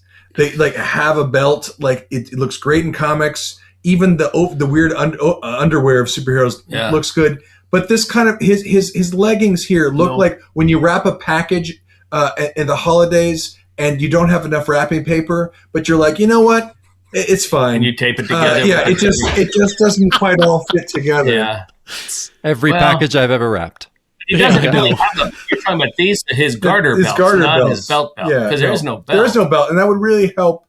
So are these tights? Are these are these those are stockings? Yeah. Ugg boots. Onk boots. Onk boots. There you go. There it is. So they flared out the sides of the onk boots a bit. Give it some. All right, we've queued up an origin story, so let's flash back. Sorry. So the Harvesters of Night, they pay lip service to a new way of life. Onks. But so far I've seen is death and blood. And we see him nude. There's people kneeling around a fountain of blood. There's flames, braziers. There's some yap service from the guy in the robes. Naked unto the earth, you were born Gideon Cross, and so shall you be reborn into the service of the cult. And he's nude, ready to be reborn. I am ready. And then we get these panels where Buckler's trying to do something interesting where he's cutting between two different flashbacks. So when it's in full color, it's an earlier flashback. And then when it's in this monochromatic pink, it's a little bit flash forward within the flashback. So he comes back on the plane from Nam. No one met him. Again, I think Kraft is making some commentary here. And then he flashed forward to the cult at least gave me a sense of purpose. And they're putting his fancy robe on him. This is it. A new life, he thinks. Then we flash a tiny bit back. I went home first to see my wife. Then we flash a little bit forward. I work for the cult now. I'm one of them, as he's reading the Tibetan Book of the Dead or something. He's looking for his wife. They're like, she ran off with some other guy. And she owed me a month's rent. So he's He's in the hole. He just got off the plane from Nam. It's a lot. And then the Nam. And then he's a harvester. He hopes he doesn't regret it. And so, yeah. That's actually my favorite one. He looks so lonely just walking down that road. I'm a harvester. Yeah. Oh, the windy road? Yeah, I hope I won't regret it. I want him to say it like that. I like when he's walking with his tiny head through the park and he's looking at that park bench. That's also a good tiny head. Yeah, that is a very tiny head. Kind of Kyle, yeah. So it says, yonder is the blood flask. It must be used each time. So we're getting a little backstory about the equipment, the paraphernalia that might be in the Atlas Seaboard paraphernalia guide, if they ever made one. He says, I was good at shooting. I decided to stay with it. I heard it paid well. So he's made a choice here. He came home. There was nothing for him. His wife was gone. No one met him at the airport. And he just decides to turn to a life of crime. And we're getting a sideways flashback at the same time showing in the near future he's going to hook up with the cult. And do the same thing. He's just going to do the same. Yeah, exact same. Yep. It's cool. I don't know. I appreciated the effort to do something a little unusual. Yeah. I'm curious as to when the choice to do it black and white and then or monochromatic and color, like when that happened. Was it just like someone reading it all in color going, what? I don't understand what is happening here. And then see that one, I did it in the camera. Camera loves you. Right? No, it's always anyway. I was wondering what was a late in the game choice just to make it clear, I would say if this story that you pitched off of that, I think that was the monochromatic thing was like trying to make sense of a lot of insanity. Yeah, like to me, like it seems like a Band-Aid. There's 10 pounds in a 5-pound bag here. Yeah. So either he's coming home from Vietnam and he wakes up in cold sweat, finds out he's been given magical powers. But the fact that he has also joined a cult, and you're like, okay, and you're an assassin for the cult, okay, but then. When you go on the job, we just one thing. We need you to have a blood flask. I'm sorry, what? You need to have a flask of blood. Is it my blood? Is it someone else's blood? I'm not really sure, but you just need one. It must be used. How would I use it? We're not going to get into that right now. Don't worry about it. Don't worry about it. The weight of the lines of the monochromatic panels does indicate that Buckler did intend those to be treated differently. Or went over them after the fact to try and make sense out of it. That's what I'm looking at, how the frame around them is thicker, Yeah. And I'm like, oh, give me the thicker pen. There you go. Nope, no, still not enough. All right. Yeah. So I was sorry, Jacob, what? Oh no, I was just going to say I'm with you, Matt. I couldn't, I respected him trying to do something kind of cool, but yeah, it really fell flat or just was poorly executed.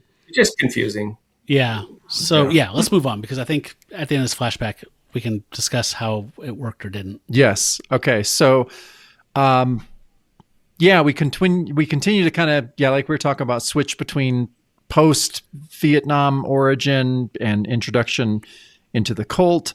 And so, we're learning a little bit about what happened to him after the Nam. And it says he began knocking over, bookie joints and hotspots for the organization. And it was a hellish life. I spent all my cash on women and whiskey. And for a while, I forgot. And then, we get another. Every time, like this is just another, version of that panel that we all didn't like before. And I know they're trying to he's trying to do some kind of continuity, but because it was bad to begin with, it doesn't really work. But okay, he's thinking about how I thought this was weird. So we're supposed to think by what he said. He said, okay, that didn't last long. I spent most of my life underachieving, pretending, trying vainly to hide the ability that finally brought me to the attention of the cult, my sixth sense. It had made me an outcast since childhood, caused me to alienate those around me. But then he's just like, oh, but it was my special extrasensory power that made me valuable to the cult. It made me belong. Now I was more than just a freak. My life acquired new meaning. So yes, so he's been suffering from having the sixth sense the whole time. Yeah.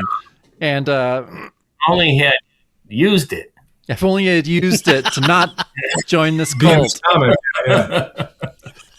Yeah. I mean, I think the fix for that would be the cult decides he is going to become a victim of the cult, and he uses the extrasensory power to get out of that. And they go, wait a minute, actually, you're useful to us. Like, just dramatize that. Come on. Yeah. Yeah, you're right. That could have been done. That could have been done pretty well. Yeah. But yeah, so okay, at the bottom row, he's like, so he's been on 11 missions for the Harvesters of Night. But I like that he's done this 11 times. He's like, I'm beginning to have doubts. What if the organization is not what it seems? They keep having me collect people's blood. I keep killing people. And then he's kind of like a simple guy, isn't he? No, he's got extrasensory perception. Like a farm kid. Like it feels like a very naive sort of, the way he talks all the time. Well, he's a savant. Maybe that's by design. Is if they make the reader feel like, wait a minute, I'm smarter than this guy. Maybe I have the telepathic ability. Maybe I'm the real demon hunter all along. But seriously, my issue with it, reading it, was I'm so far ahead of this guy. Yeah. So I just, you need to get a different. It's not what you want in your protagonist to be so Maybe far he's like ahead. Peter Sellers and being there. Like he seems really smart.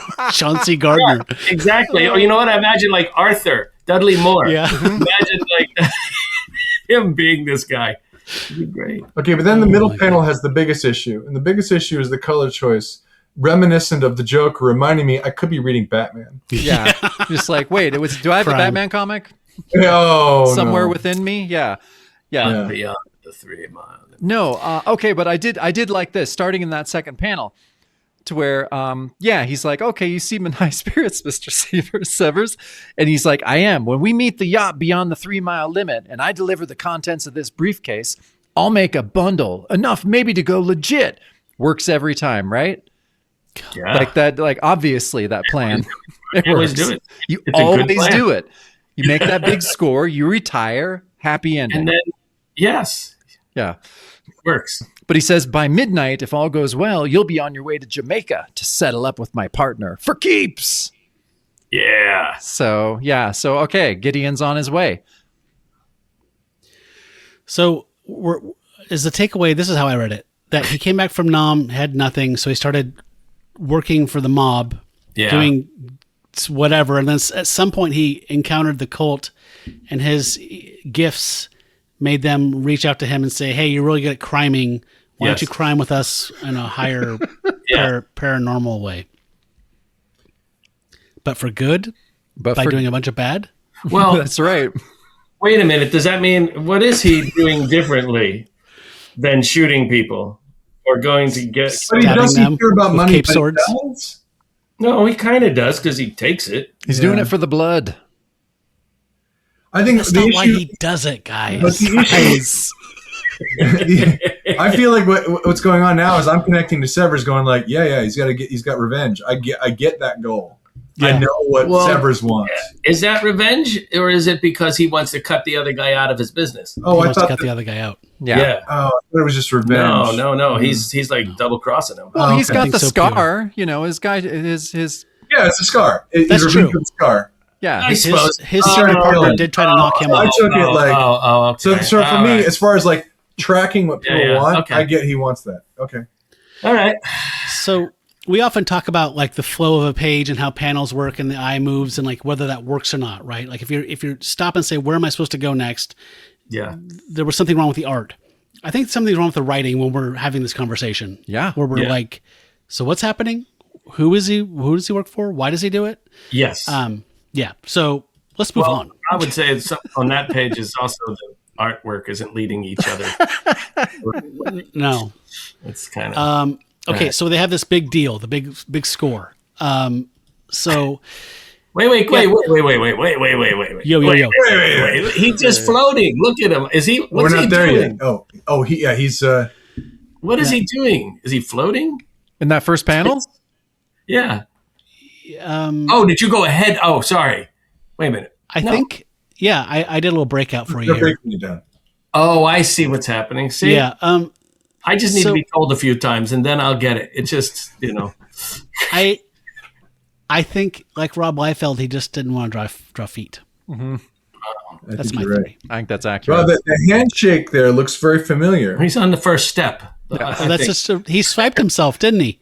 That's the same handshake from Turn it page around. 3 or 4. Yep. Probably. Well, and I will point out that some of the hands you can tell are Neil Adams and some are not, and these are not Neil Adams. Yeah. The Neil Adams was the blood flask because the previous frame is Neil Adams. Okay. So I believe you. just This is say a it looks like big Neil Adams. killing. I love that. So yeah, this deal's going out, out in international waters, and Inside a giant ham. Yeah. honey baked. Yep. But Gideon's asking some questions. What's the cult's stake in all this? What can they hope to gain? And why do they require a blood sample from everyone I work for? So then you cut inside. There's a deal going on, handshake. Severs is very excited, but he's like not as excited as he is for Gideon to go and kill his partner in Jamaica. And he has other plans. So, yeah. So then he goes to Kennedy to catch a flight to Jamaica, supposedly. But did he have to go get a ticket? Like, did he go to the counter? Yep. He just No, he uses. I want to projection see to, that. Just Yeah, he's like- his he's like- mind. Yeah. No, if you Sorry, were Rick. making the movie, you would really lean into him showing people what they want him to look like. Actually, Like that would be really interesting. if I were making the movie, I would literally have him walk in the airport like that and go to the ticket counter. Yeah, and then cut to them and they say like, "Oh, Mr. Cruz, here you go. Here's your ticket." Whatever, yeah, I mean, just to see that scene, then I would have watched this movie just for that kind of stuff. Where he's like, he forgot that he still looks like Oh, that. sorry. Like So yeah, he's just he keeps talking to the forgetting, guy and they're like nothing "What?" is. Oh, pardon me. Yeah. Yeah, Yeah, so it'd be like he has a big mission, but because of a lapse in judgment in minute 10, that kicks off like a firestorm of other problems. Like Yeah. some weird guy was at the airport and he's like, "Oh shit." yes, no, like That's he's finally screwing Yeah. up. Another yeah, I'm side- picturing like the rental car scene from Planes, Trains, and Automobiles, but he's in that I mean, outfit. this is exactly and his cape flying in the background. Or like, I would see maces and stuff falling out of the cape. Yeah. As he tries to Yeah, get in yeah, the he's car, like, he's "Sorry." getting in the car, things are falling out of his. Oh, there goes my security deposit. Damn it. And it just lands on the hood. See, this See? is a movie I want to see. Yes, exactly. See, this is great stuff. This They is, didn't have security in airports back then like this, so like No, we you have could- now. you So you could could wear get your- that cape through there. I haven't been the able to wear a TSA. cape in an airport in how many years? It's been a while. So in this long panel here, he's just walking through the airport thinking, I'm supposed to be going to Jamaica to kill Aldous Huxley or whatever his name is. Huxley Aldous or whatever. But I'm not going to do it because I want to get to the bottom of this whole thing. And I feel like now that I'm a murderer, I'm just killing people for a cult. I should start figuring out what's going on behind the scenes. This is his 12th mission, by the way. Yep. Yeah. We're on page 9, but we've known since page 2 that the cult was not a good choice. Yeah. Yeah. He's still figuring that out, though. Yeah. It's He's not a like they savant. took him in when he was super down and they took care of him and built him back. There's no mention of this. Nope. It's just like they hired me to kill people. I don't know why I'd do it, but the money, the cash, the checks cash. Because if he said that out loud, like, I don't know why I do this, like, well, we can get if you're not into your job, Yeah, we can get we somebody can get else. somebody else. I don't want to inconvenience you. Yeah. It's just, I don't have a ton of money to be just doling out every time I want someone Yeah. whacked. I want someone who wants to be here. Yeah. Sounds like this isn't the right job for you. It's basically Boogie Nights, but instead of screwing, it's murder. He's really good at it. He's so good at it. Okay, guys, going to this next page. I need some help with the concept of the passage of time. Maybe you can help me out with this because, so he's in the airport.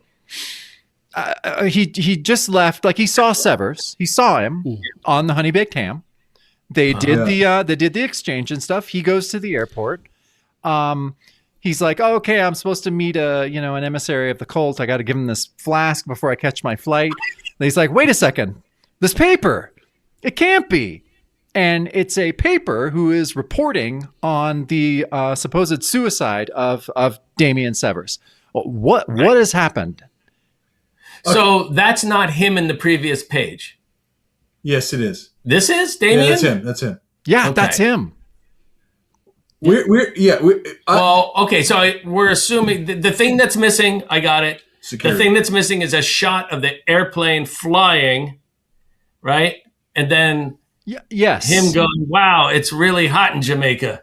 Yes. And then, you know what I mean? Some time passing. Yeah, but Fantasy Island would have done that really simply, and I would have understood what was happening. Yes. 100%. And look, there's a lot of these panels we could have skipped and replaced with a jet flying and Yeah, but maybe him but sleeping, him watching a movie. help But me, he Matt. hasn't. He's in Kennedy still. He's He in hasn't got his Kennedy. flight. He hasn't even left. No, He's he has supposed not to go to left. Jamaica. He's not even going to so go to maybe Jamaica. he took a nap in the lounge. For I think it's the 4 next day. days. I've got 3 words that solves all problems. Help us. Page missing. Deus Stop the ex presses. machina. Oh, sorry. Stop the presses. Stop. All you do, you cut to the paper and they go, stop the presses. This just in. What? You're not going to believe this. What just happened a minute ago. Are we able to get this to newsstands at the airport? I think we might make it. Yeah, exactly. They did have like 5 editions a day in the city, Yeah. right? Back in the Yeah, days. so I buy. It's the I actually evening really like edition. this moment. I like this moment, but the time jump did bump for me. Yeah. It's funny you mentioned this earlier, Matt, is that a lot of times, we talk more about the art this season and how it's just like, oh, we're talking about the art. That means it doesn't work. I got it. We're talking way more about the writing in this. I figured it out. Okay, Michael, help us out. He had to go to the bathroom, and it takes a long time because you got to take off that suit, and it's really difficult. So he's in there taking it off, and that's like, I don't know. And by the time he's checking the news, it's probably an hour. 48 hours later. Yeah. That with Perry White, it would have totally worked. Yeah. These damn buckles. Yeah, it's like Well, and when was the first fax machine? 1980. Earlier than you I don't think. know. Yeah. I also think you could have solved it as he's in the previous page when he leaves. You show his bodyguard like yeah, good, get out of here. You see a sinister bodyguard in the background just to give the audience something that's going to happen. Well, but still, you're dealing with the issue of then how did it get to the newspapers? The so fast? newspapers. It had to be reported, That's printed, how it was delivered back. to JFK. extra. Yeah. Wextree. Oh man. So yeah. Okay. So obviously Gideon's just like, what? It can't be. He had it made. Everything was going for him. No way did he commit suicide. He was murdered. Okay. So of course he loses control of his mind powers because he's so upset. Immediately becomes Demon Hunter. And of course the news vendor is like, okay, Matt, I really think the one drinking rule I would have added in these 5 years that we have been doing this, every time a news vendor says, hey, this ain't no library, we should have been drinking that whole fucking time. So I'm drinking for that now. That is true. Because it's not, guys. It's not a library. I work in one. It's not. It's not. Yeah, Angus.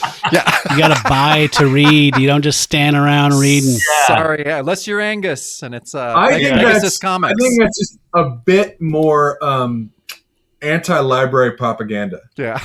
Hey, it started That's early. right. It started earlier than all of us thought. Yeah, all that learning. All that learning. Well, all right. So he goes through a wormhole. Okay. Yeah. It's not a wormhole, not a library. Yeah. Okay, so just Look, just Lord to loves a reiterate, working man. they have taken the character who I most understand what they want, and they have gotten rid of him. The news guy? The news guy. No, yes, for a second. Now we're not chained to all that logic and Now motivation. I'm Now like, we're free. but now I'm just We're like, now free. what does anyone want? But he's like, I want to read this paper without paying. At least There's I a guy coming up who's going to tell you what he wants. You're going to see. There's a Okay, pretty- but True. how stupid is this? Pretty So fun guy he coming gets his mind powers back, and he doesn't just turn into a cool guy. He disappears. Because the guy's like, "Huh, where'd he go?" And I'm like, that's not continuity. He should have just been in a cool ass suit or something. He should have just been a regular guy. But no, he just does a It's true. disappearing act. So If he had okay, just been in a suit walking into the airport, then you would have been like, okay, a couple days later, he's on his way. right? Yeah. Shower and a shave. Everything's different. Couple days have passed, but as far as we know, 2 hours have passed. I do have a question, though. And is to the rest of the world, does he look like he's wearing a suit, or does he look like this? I got the impression that Because we're of that, seeing him as he actually is, but he's they're mentally seeing him as the naked projecting guy a from the three-piece pool. suit. Got it. Unless he tells us, "Oops, I slipped." Oh no! Yeah. Is that a picture window in the background with a giant Riddler attacking Gotham. Like, what? Oh no, Yes. that's an escalator. I'm sorry. It's an escalator. Oh, there you go. That is the Riddler coming up the escalator. Okay, so yeah, he's very sad. He's like, oh, it's his death bothers me in a way I wouldn't have thought possible. Things are going sour. I've been taking orders all my life. Now I want answers. This is the breaking point for him. Now he's finally just no, man. I want answers. So but then he's like, oh, my contact's in here waiting for the flask as usual.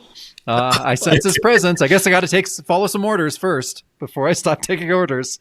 And then he opens the door and come in, Gideon Cross. I've been waiting for you. And then as he swings the door open, a demon. So he was not expecting that.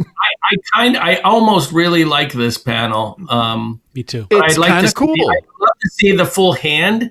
Yeah. I wish that was in more, and you could have, but I love the idea, and I wish there was a little more contrast, so it wasn't just so bright on this side.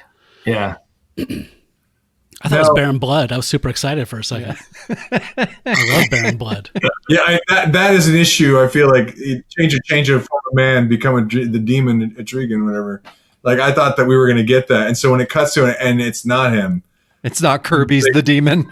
He goes, well, we'll give him 2 swords. And that'll maybe it'll win you over. That makes it, if you're an 11-year-old boy, you're like, all right, fine. Yeah, that's fine. Yeah. It's a fair trade. All right. We're moving on. 2 swords. So we see this guy, and he looks like he's modeled after Gene Simmons. And he does look more like Richard Simmons. Like, let's get in here.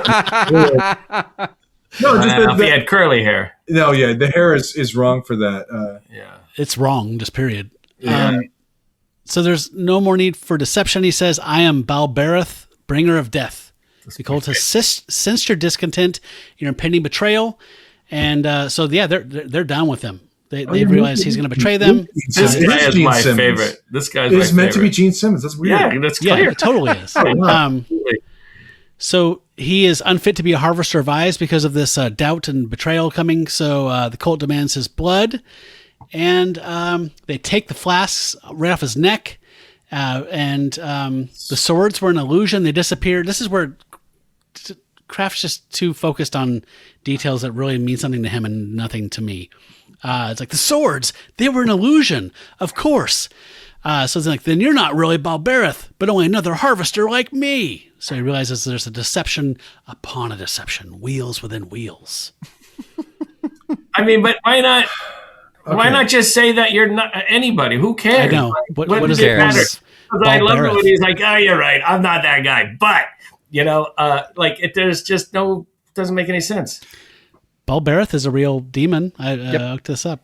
Or just bring him in. Let it be him. Or I mean, I know it's the next page, but he's just like, no, you're not a demon. You're like, he's right. I'm another demon.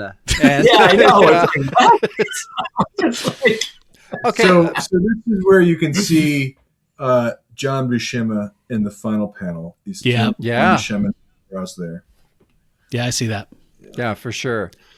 And then in this third panel is Kirby's. The pose in the back is Kirby, and it's like he's doing the pose, and then he's like, "I'll put the cape on top of it." So a lot of the stuff, just as like the previous page with the sword wielding.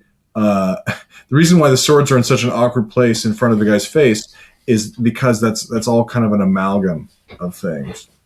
You can see the way the hands were probably not holding something. And are from a different pose. This one, the left hand, his left hand. Yeah. But I think I'm glad we're blowing the lid off this 50-year-old comic. Yeah. Hey, this is what we do here, Angus. This is our professional job, sir. This is BAMCO. I love it. Oh, Matt, I know we're kind of shitting on Kraft's, right? Which sucks because, Matt, you and I love Kraft. Love Kraft. But yeah, his writing is so poor here. Okay, this is another thing. So, guys, at this time, the only other comic credit that Kraft has this month is the final issue of Creatures on the Loose 37, which is the Man-Wolf on the space station one, which is so badass, and it sets up the whole Star God saga because the Kroger brand Warriors 3 show up at the end and they're like, oh, we need your help. And so, yeah, I don't know. I want to imagine that since Kraft, obviously put that at the end, it was just like, okay, this is the beginning of my whole fucking thing that I've tried to do since I was in middle school, when he first came up with the whole Star God thing. Maybe his mind is there. Maybe that's where his true passion lay, not here. Well, I think this was just like a job, and he was having to do it quickly, and it was just, Well, but it was Buckler's idea. It was Buckler's idea, but Kraft is, he's like an assistant editor at Seaboard right now. There was an issue that we read a couple issues ago where Kraft does this big essay in the back and just being like, man, these Atlas comics are going to knock your socks off, bro. And so he was already like all in. And so I almost feel like right as he got this job, he kind of saw the writing on the wall. I was just like, you know what? I have a feeling I should focus more on the shit I'm doing with Man Wolf right now. Marvel. Marvel. Yeah. If there's no limitation if they're given all carte blanche and they've gotten comfortable, the chances of them producing something of quality actually goes down precipitously. Yeah. So in my mind, that actually makes more sense. They go, you can do whatever you want. You're going to get paid twice your rate. They're not working against limitations. If they had an editor telling them, you can have the cape, or you can have the colt, or you can have this doesn't make sense, or the harvesting of eye. If this was your opening scene and it was Highlander, and you're like, okay, in this world everyone's got swords, and when you cut off one head, then the other guy gets lightning, and he's happy about it. Like, tell me what the rules are up front. Right. Instead, this is the first time we're encountering this, and we're going, those swords are an illusion. Wait, okay. Oh, I know. So now what? Like, they're just chipping away at my I just lost my man Severs. And by the way, they didn't need to be an illusion. Like, why can't he just have swords? I don't understand. That's what I don't get either, Michael. I suspect the swords were added after the fact, and they were like all the panels look like they were just sort of added. Well, he was holding something here probably, but maybe not two. I don't know. Who knows? Or they probably who knows. All right, let's move to the next page. Sorry. This is the swipiest swipe of all. This one is like more dynamic than that is anything John Buscema. The John Buscema punch there. Bam. I don't know. Yeah, it doesn't. The hands feel like John Buscema. Fully agree on that. Yeah, just you're right. The kind of the dynamism. How ironic is the dialogue line too? And I know how to handle imposters. But then I like that after he punches him, he's like, I was right, you are a fraud. Somehow that did it. It's a confession from the author. Yes, exactly. Yeah. Those actually aren't swords. The demon's like, I'm not Balbereth, but neither am I a harvester. He's like, what are you? Why'd you attack me? He's like, well, I am Hemmermans, a lesser demon. I'm this other demon, But I like how it's so what you guys were talking about before. It's right. It's so ridiculous. He's like, all right, I'm not a demon. I'm a lesser demon. I spoke true. The cult has marked you for death. I was to obtain the blood flask first. And then Gideon's like, why is the flask so important? Tell me. He's like, I cannot. He says, then with my mystic cloak, I banish you to a world of desolation. And the demon's like, no. The demon who comes from hell, by the way, is like, a world of desolation. No. But that's like if you grew up in like a hot climate, like it's not a big deal for you. I just feel like, you know what I mean? Like in the man from Snowy River, like the horse was like born and bred in the country, so it knew how to go down the hill. That's the only reason why he won. I'm drinking for a man from Snowy River reference. Sound effect of the thing disappearing. Point. Yeah, point.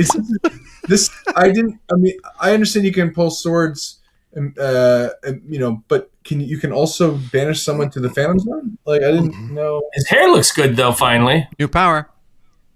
The hair. Yeah. Drinking for the hair power too, because why not? Yep. All right, in this final panel, Gideon's thinking, the cult has deceived me. They've been using me for their own purposes. Again, we figured this out so many pages ago. It says, I must return to the dark retreat and learn their motive. Look at his face. Who talks like Last that? panel. I don't know. I've got to learn his motive. Gotta learn their motive, their motive. His motif. Yeah. That's not a good face. I'm It's sorry. not. It's not a good face. It's like Brock Sampson or something. Yeah. I don't know. Eyes are looking two different places. Yeah, it's a little How it strange. was back then. It's how it is with harvesters, guys. You know this. They're harvesting Your the eyes night get or all eyes. wacky. That's a Eyes. little. The night is management. Eyes are the guys on the Oh. ground. There you go. It's Yeah, a there's two pyramid scheme. Yeah. Well, there's a really. Multi-level marketing. I mean, the elephant in the room here is obviously this is a story about being tethered to a huge corporation and all of a sudden deciding that you've been work for hire and you don't want to not want to do it anymore. Yeah. But it's all you've ever known, and they made you ink with blood. I mean, it Each does issue. look like this last panel was just put on top of the other one. Yeah, it Yeah. does, right? Like, It oh does. shit. You're right. Let's, oh my God. Let's You know?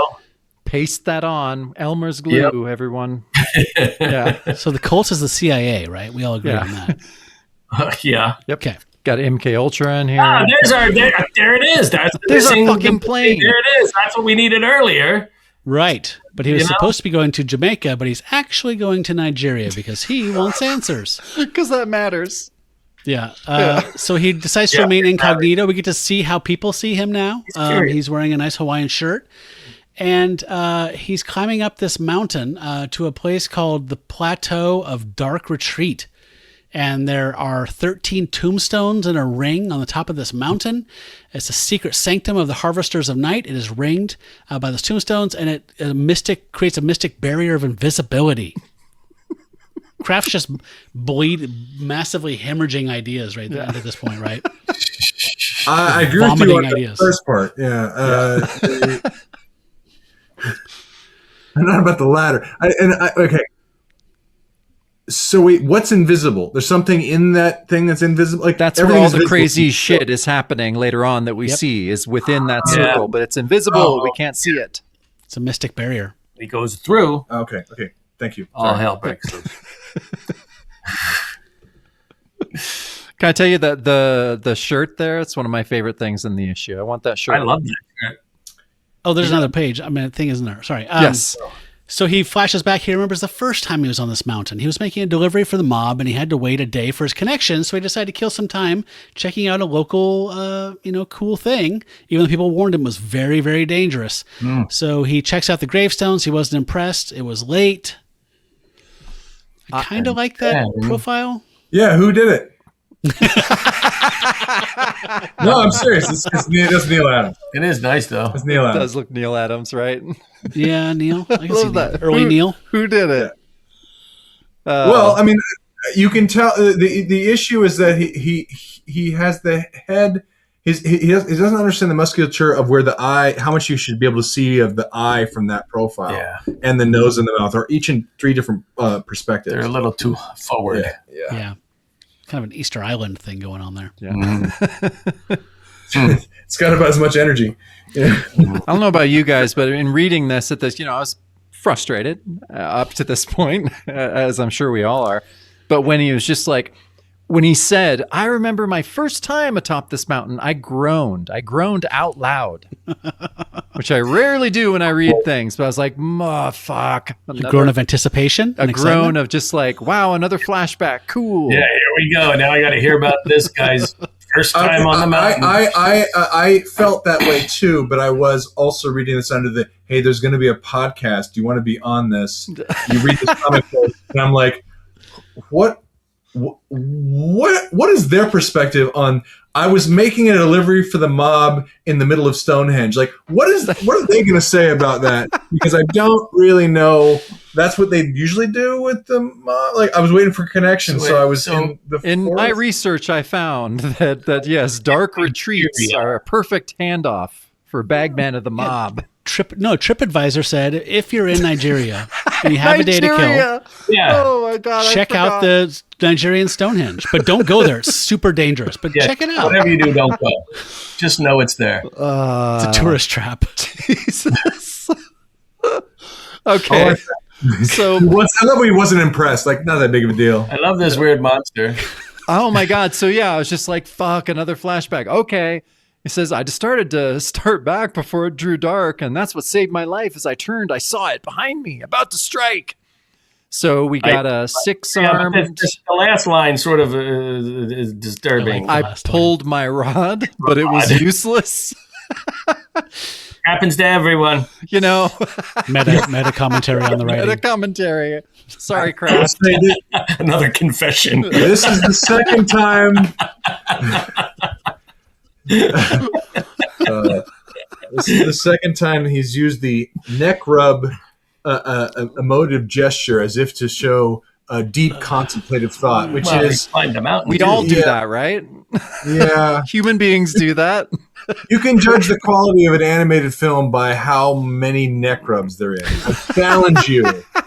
If you do any more than 0, you need to stop watching because this. Oh man! Unless you're watching the Jungle Book, forget about it. Yeah. Because they did it on that in Jungle Book, and then it's done reused. well. Yeah, it is. But then it was reused. Oh, I know, and everything. Yeah. Well, okay, so then somewhere. Second panel. Kirby. That's Kirby. Got to be Kirby. Yeah. Now the third panel. The question I have is where? Okay, you've got these swords, and you're done fighting for the day. Where do you store the swords? Like you can't even. Well, maybe it's like the other guys. They're not real. Every sword is an illusion. Real swords? They're not real. Nope, They're not illusion. Real. So there are no real swords. Okay, so he pulled his rod. All right. But I don't like this composition of where like you can't even see the gun. You don't even see that he's holding that unless you're really looking. I know you can barely see it. Yeah. I was shocked he put a tombstone in the foreground of that panel for a little bit of like depth. Like that seemed like way beyond his. That's one of those like giant gelatinous cubes like from D&D. Yeah. From Charles Fort. Okay, so yeah, we get another row of he runs between these two of the stones. His mind exploded, so he gets zapped. I found out later I should have died. From who? I didn't. Oh, yeah. Instead, I collapsed in spasming agony. But before I went under, I caught my one and only glimpse of the Grand Magus. So that's what he calls it. Yeah, that's. This rod wasn't useless. I mean, look at the picture. He's looking up right at it. He is. Oh man, a lot of subtext on this page. But no, I caught my only grand glimpse, and he was smiling. Aw. Maharishi. Yep. And then you know a good storyteller when they say the phrase "and he was smiling" like that. That's nothing stirs the audience like he was smiling. all right, time. We get the line. I would have loved like 4 other instances in this issue. Time passed. Time passed. You are one of us now, Gideon. You are in our full confidence. Take this blood flask, which brings new life to those chosen by the cult. As its possessor, you are our harvester of eyes. Still doesn't describe it, guys. Nothing really works here. There's skulls, there's eyes, there's harvesters. Just don't worry about it. It's fine. Like, we'll learn about that in issue 14. Yeah. I think they call that eclectic. Yeah. But then he's like, we get that last panel of just like, I had been given something to live for. What a weird thing to live for. Loser. So the flashback from earlier just got wrapped up. Yes. Yeah. Oh. Yeah. He was working for the mob. By the way, like that other, so the last panel up on what we're about to go to is the last one of it. Okay. I do like that bottom left one with the hooded figure. Sure. It's kind of cool with the glowing eyes, but the hands are a little something. That's like AI hands. Look at his fingers. How many fingers? I think it's swiping without tracing. That's what that is. Oh, okay. Yeah, could be. And you'll see it again in the next. This is drawing from reference of something specific. You'll see it in the next page. Okay. Oh, that so, one. Yeah, he had purpose, or so he thought. He believed that what they told him, but that was his mistake.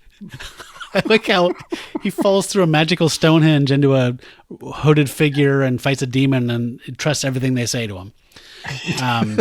But he wanted to devote himself to a good cause. That's why he didn't question them. Every man has to believe in something. So yeah.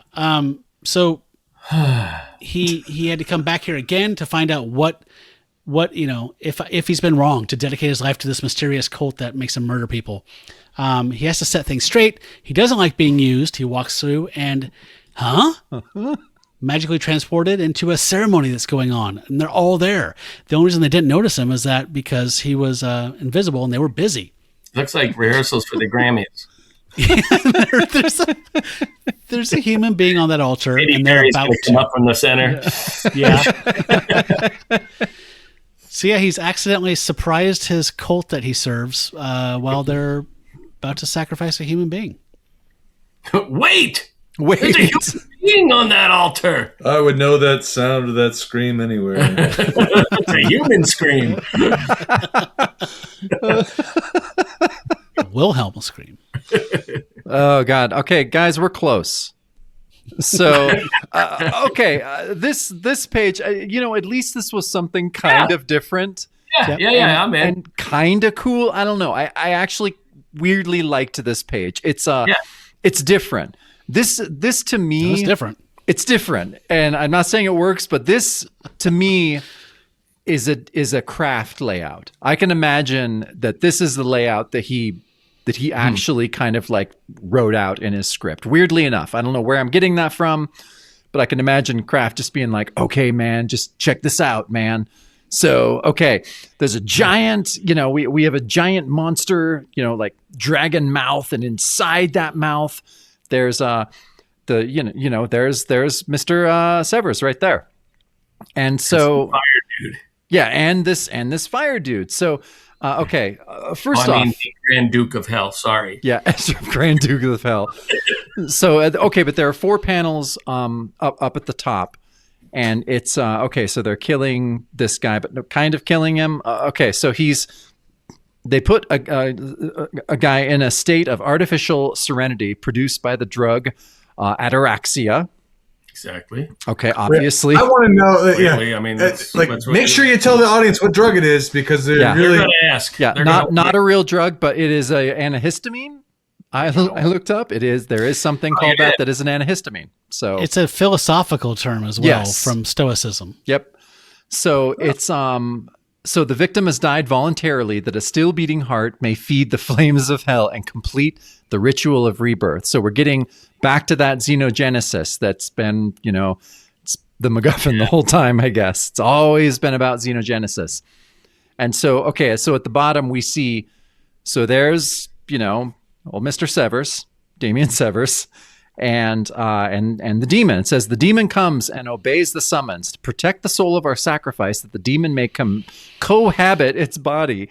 We release instead the life essence of Damien Severs, whom we also slew. The cult shall have yet another eye, guys. Eye. Astaroth, Grand Duke of Hell. There's no eye in cult. No, that's not. So, stuff's happening. Finally, I guess. That was basically what I was writing in my notes at this time. It's like, shit's finally happening. It's true. So what's our hero doing? He's watching. He's watching, and then he runs away. Yeah. Well, he's giving us some information. Okay.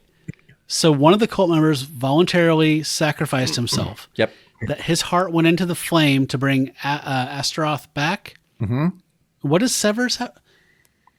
So the life essence of Severs, whom we also slew. Oh, did that bottle have that blood that he put in? Yeah. Oh, you're right. Yeah. Thank you. So then his life essence goes to Harvey Aldous, and that's how his body comes to be. Correct.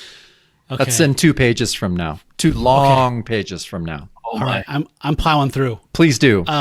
So I do like this panel here, this close-up of him. I'm sure he swiped this from somebody as well. I think Liechtenstein swiped this. This has been swiped so many times in the net. It's in the net. So you know what? Gideon's figured it out, guys. There's no longer any doubt. This cult is evil. And if he's not one of them, he's against him.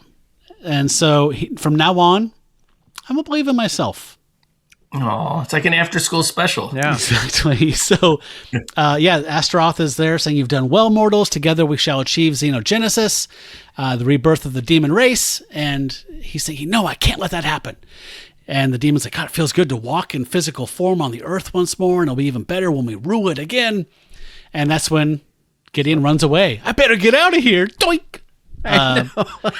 He's no match for the entire cult. It's only a matter of time before they start looking for me. He's just going to go and regroup and figure out a plan to stop running this. straight into the ground. Yes, he face planted one panel later. I've seen all I need to see. And look at that lettering on that last thought balloon. Look at the lettering. I've seen all I need to see. I wish I had the nerve to stick around, but I've seen all I need to see. Yeah, Shelley Lefferman was just like, "Oh, I've seen all I need to." It's like, shit, see. This fits it in at the very bottom there. It's fine. You're right. It's fine. It's Demon Hunter. It's fine. Don't worry about it. Actually, I mean, You could have just if left you it. showed this panel I've independently, seen all I need. the composition and the use of line weight and blacks is really interesting here. Yeah, but I don't. Well, I mean, that's the swiped Adam Strange kind of. Like I know. image. More. Is it just me, or does Gideon Cross not have a butt? Like, will his legs join his hips in a really weird way? Which leg Which is leg the is right which? leg? It's like an MC Escher kind of like. I want to know what's going on in the stomach region because it looks as if What is happening here? it's like the beginnings of a Kawato. Suddenly, he has no crack. Early onset Kawato. All right, guys, we're at the last page. We can do this. Okay. Okay, so the right continues. Gideon Cross departs. Attention. Okay, the transformation is complete, he says, in the once crippled body of Harvey Aldous, who we had all forgotten by this point, by the way. Oh, speak for yourself. Oh, you're right. Sorry. I know that he was the true hero the whole time. And in my heart the whole time. Look, I just want to know. I want the story of how he climbed his way to the top. Yeah, he's in a wheelchair. Yeah. Wheelchair. Yeah. This is like running over people. Like what's seriously, I felt like when I read that, I was like, okay, how did he convince people But that's the guy to do his bidding? That's the guy who was supposed to go to Jamaica to kill, right? Yeah. Yes. I'm serious. Like I thought that story. I was like, oh, there's another story we're not investigating. I'm actually really invested in. Like, how did he convince people? That's fascinating. That's the hero's journey you've wanted this whole time. It was really just Aldous. Yeah. Yes. Okay, so that guy that we had only met in black and white 8x10 photos, he's the real hero.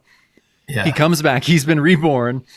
And he says, so too will I resurrect the other 12 whose tombstones ring this dark retreat, setting up a lot of stuff. Yeah. And then the narration, the harvesters of night, Gideon Cross served them. Now, as his plane leaves Nigeria, he is determined to destroy them. Gideon Cross has become Demon Hunter. Only now has he finally become. Is he still the harvester of eyes? Yeah. The third panel does give this. You idiots! I said 6 feet. Yeah. Oh yeah. Why am I only 3 feet? Look, the napkin said 18 inches. That's what I was given. Yeah. He's looking very glitter Dwarf nighty. trod upon it. Yes. It's not your job to be as confused as all this. He doesn't know the difference. Now, Okay. I have to pay more. Oh wait. So okay. Wait a minute. So is this that so that is him then, right? Okay, Yes. this is the question, the mystery. We were very confused at the end. We had to both when he got here. He had pulled it up. We were looking at this. Okay, well let's go to the last 3 panels. Well, we're going to try and figure this out. This is another weird time jump, in my opinion. So he's on that plane. He's leaving. He had pieced out and run away, Scooby-Doo style, away from the cultists. He always flies coach. He got on his plane. The plane took off. And so he's like, I was going to murder Sarah's partner, but instead, maybe I can convince him what's happening. it's like he can help me in my war against the cold. He's nice. He's nice. He's a good guy. Yes. So, but then, we have a stewardess saying, That's what I was saying. Now I think I get it. Yeah, now it makes sense. Yeah. it's like, would you fasten your seatbelt, sir? He's like, oh, of course. I wouldn't want anything to happen. I have a very important appointment. And then he thinks, with a man who's as good as dead and doesn't know it yet. And so, there he is. And it's going, maybe this guy who's sitting behind me will help me. Not even behind, like one seat behind him, like just in his periphery still. Yeah. And by the way, they're the only two on the airplane. I don't know when I'm on an empty plane, I never notice anyone else. Especially when I'm getting drink orders given to me by someone from Jazzercise. Yes, look at her. Well, it also looks to be, it's got a Pinky Tuscadero vibe. It's 80s Kitty Pride, guys. Yeah. Oh boy. Just a dash of Dazzler. Yeah. So next, the beginning of Xenogenesis. So it all starts next issue. Yes, sir. Not appearing in this film. Yeah. So just so we're all on the same page, I totally get it, but I just want to make sure you guys get it. No, we understand it now. So I don't. I'm being sarcastic. I don't understand it. I think I understand. They knew all makes perfect sense. It's that this brilliant. is all part of the exogenesis. Was that 50 years from the publication, we'd be on a podcast, and we'd go over it panel by panel, and only then will the secrets be unlocked. Yeah. After we've done this, I genuinely believe no one has given this comic as much thought as the four of us have. Well, someone's going to be knocking on your door. It's the lesser demon, not even the cool demon. It's going to be the lesser demon. Yeah. So we would find out in the future why Huxley, Aldous, whatever his name was one of why his body was chosen as a vehicle for Astaroth. Right. We would see the other 12 attempted to be resurrected in order to conquer the world, and the demon race would rule. Figure out what their connection was with each other. And Gideon would fight against them. That's the pilot episode here, right? That's the premise. Okay. Yeah. So I've read this like a couple times, and I'm still kind of. I feel like I'm just like swinging between vines, and half the time I'm between vines. Like, wait! Oh, I got it. Yeah. Okay. Well, that was Demon Hunter. Yeah. Are you guys willing to read shout-outs with us? Yeah, I love shout-outs. Yeah, sure. Shout-outs. Well, cool. So what we're going to do is, Jacob, this is the final episode. Let's not do the pitch. We don't Let's need just to do do shout-outs. the pitch. Let's just do the shout-outs. So why don't you start? So then visually it's you, me, Michael, Angus, then to you again. Okay. All right. So Jacob, just say these are the shout-outs to our pack members. Thank you for your support, or something like that. Okay. I'm not gonna tell you what to do. You just told me what to do. Okay. He likes being told what to do. I do. I don't know why, though. It's weird. I do it, but I don't know why. Okay. Here are the verbal shout-outs on our main show for our beloved pack members, who we do truly love. And at this last episode, I truly thank everyone that supported us. This has been amazing, and you have made this happen. Pack members are fine folks like Ben Potter. Blake, last name withheld. Brad Elmore. Brian Steed. Brian from Marvel by the Month. Caleb. Dave Kennedy. David D. David Goodwin. Glenn Lash. Grace. James Chigas.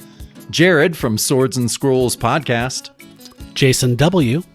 Jeff Fitzpatrick. Jer from Buffalo. Justin the Owl. Kyle from the Heartland. Matt Harvey. Melissa Watts. Michelle from Moonlit Comics. Mighty Morphin Blue. My Childhood Comics. Pat Speck. Rob from Marvel by the Month. David. Oh, I was just thinking, wait, am I not on your thing? Do I not, did I like... You're to my Star pick down? God. You're Star the next God. tier up, brother. No, I panicked for a second. I thought, oh my God, did I forget to renew my Just thing? say And Tony Iupi. I was like, Tony Iupi. Did I say that right? Iupi. Oh, is it Tony or Thony? Tony. Tony Iupi. Jim Tucker. Worm Drive Pro. Thank you to all the pack members, but Matt's going to talk about the final tier of shout outs that you're on, Michael. You're on this one. I panicked. There was another level of folks that were kind enough to support us at a higher tier. We did lots of extra special stuff for them. We sent them t-shirts and coffee cups and all that jazz. And we can't thank those folks enough for supporting us throughout the run of the show. You made a lot of the fun stuff that we did possible. That's people like B.A.M, Bill Eschbach, Brink. Eric Hadley. Jason Finestone. Oh, I actually did it right. Okay, Jason Finestone, Jesse McFerrin, John Walsh. Josh Link. MJ.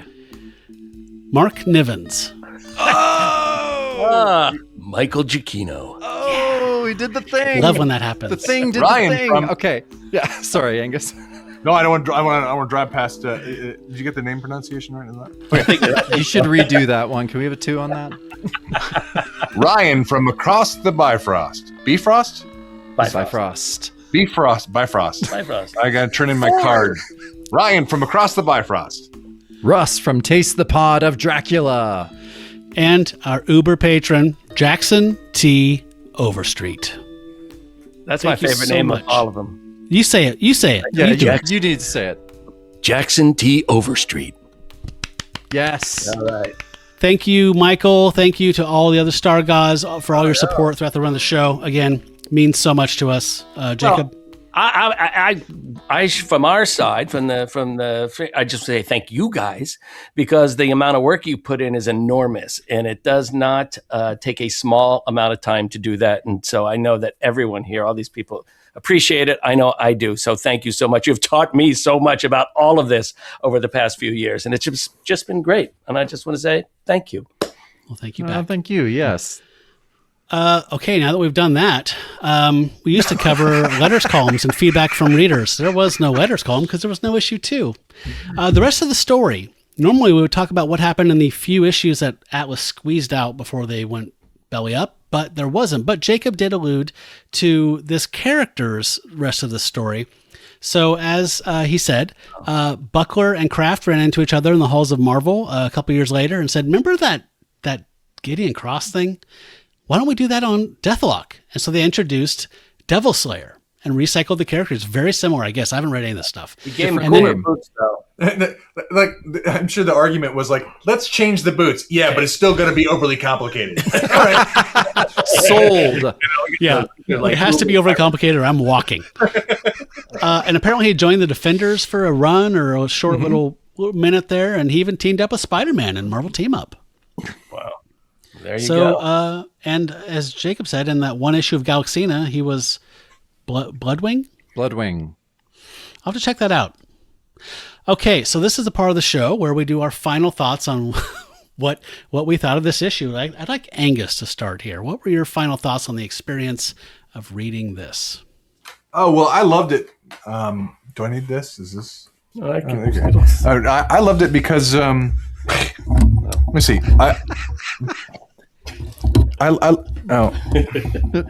Just in the way. Just kind of get that.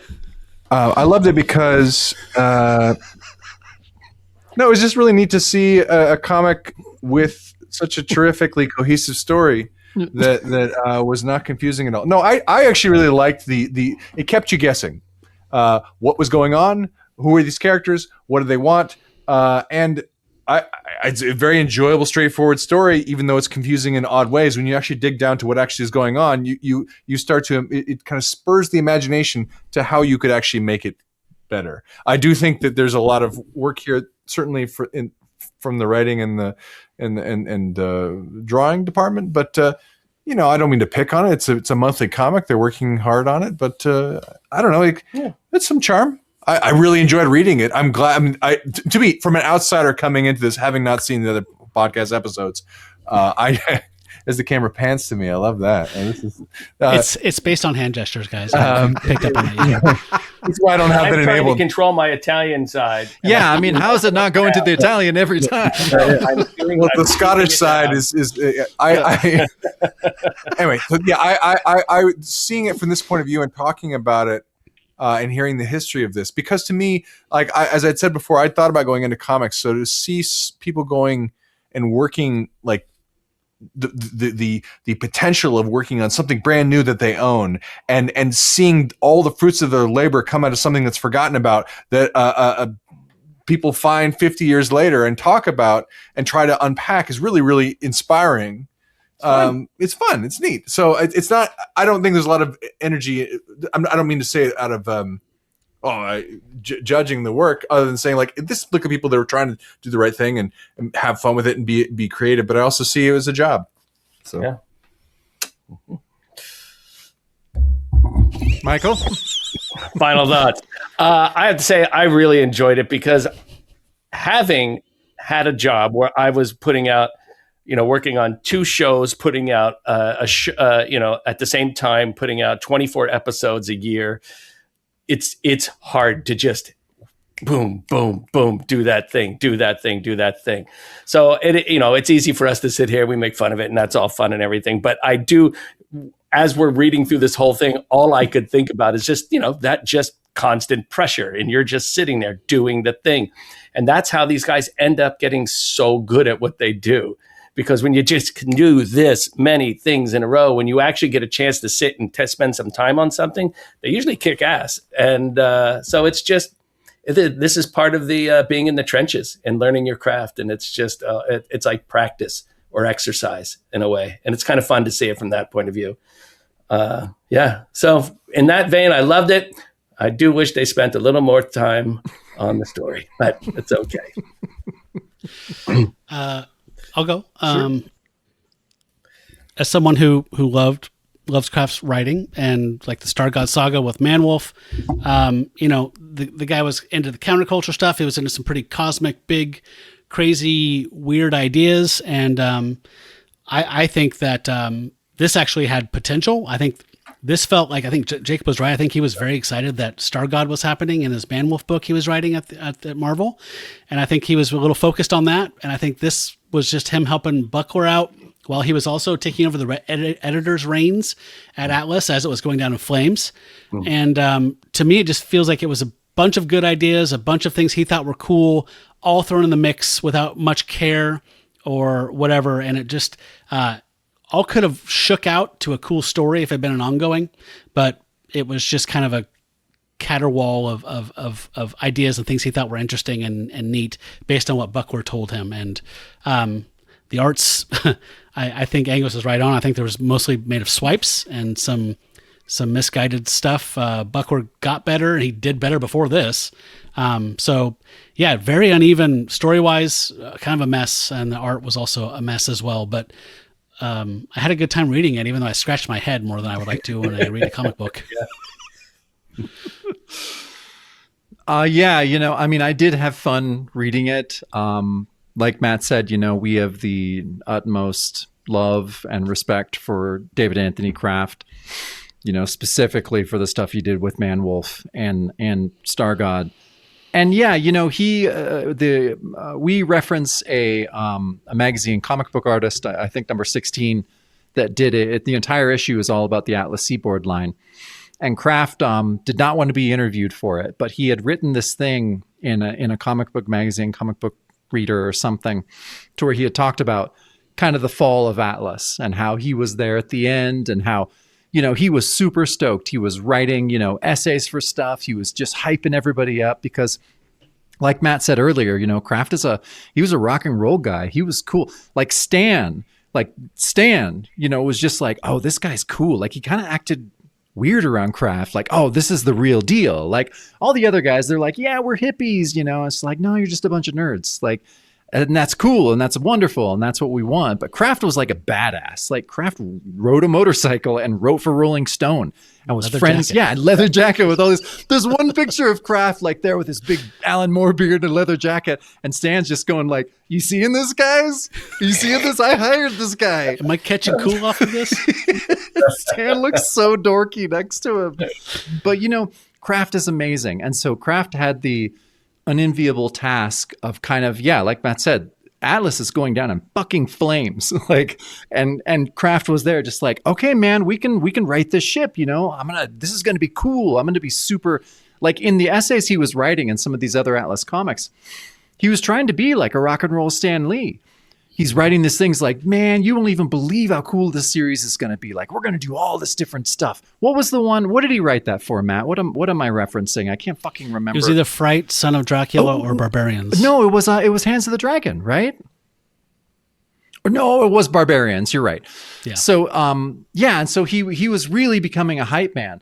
And he says in this interview that like everyone, it was like a cocktail party. They're all like second wave of Atlas Comics.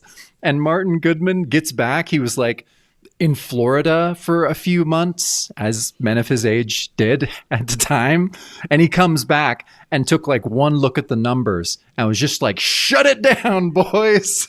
And so everyone at the end were just like, wait, what? We had martinis in our hands. The martinis disappeared. And then they're just like, oh, shit. And so, yeah, everything just fell apart after that. And so Kraft said he was let go. And then I can't remember who was supposed to replace him was like let go like 10 seconds after Kraft was let go. And then it just all ended. And in the smoking ruins was Swank. And so, yeah, I feel that all of Kraft, and Kraft was right to do this. What if he spent so much time on Demon Hunter that he was like, you know, the Star God thing, I'll just wait. I've waited since I was like 12. I'll just put it on the back burner again. It'll be fine. It's all Demon Hunter. And so thank God he didn't do that and focused his time on Man-Wolf and Star God and stuff that we truly love. So yeah, this issue was a bunch of garbage in a lot of ways, but that I did enjoy reading, and I was really excited to read it and talk with you all about it. But yeah, Michael, it was interesting. So you're seeing this as a guy in the trenches. I'm assuming you're talking about to where you're like lost alias. Yes, exactly. And, okay. You know? That, and plus maybe a movie in between and all of it. And it's just this time period when you were, it was like you were constantly in motion, you know, creating. You had to create. And that's what I see when I look at these kinds of runs and stuff like this is, and even the Marvel stuff as well. I mean, you're just boom, boom, boom. Like you said, how many of these things were they planning to put out? That's a lot, right? How many titles did you say they were going to? 26. Yeah.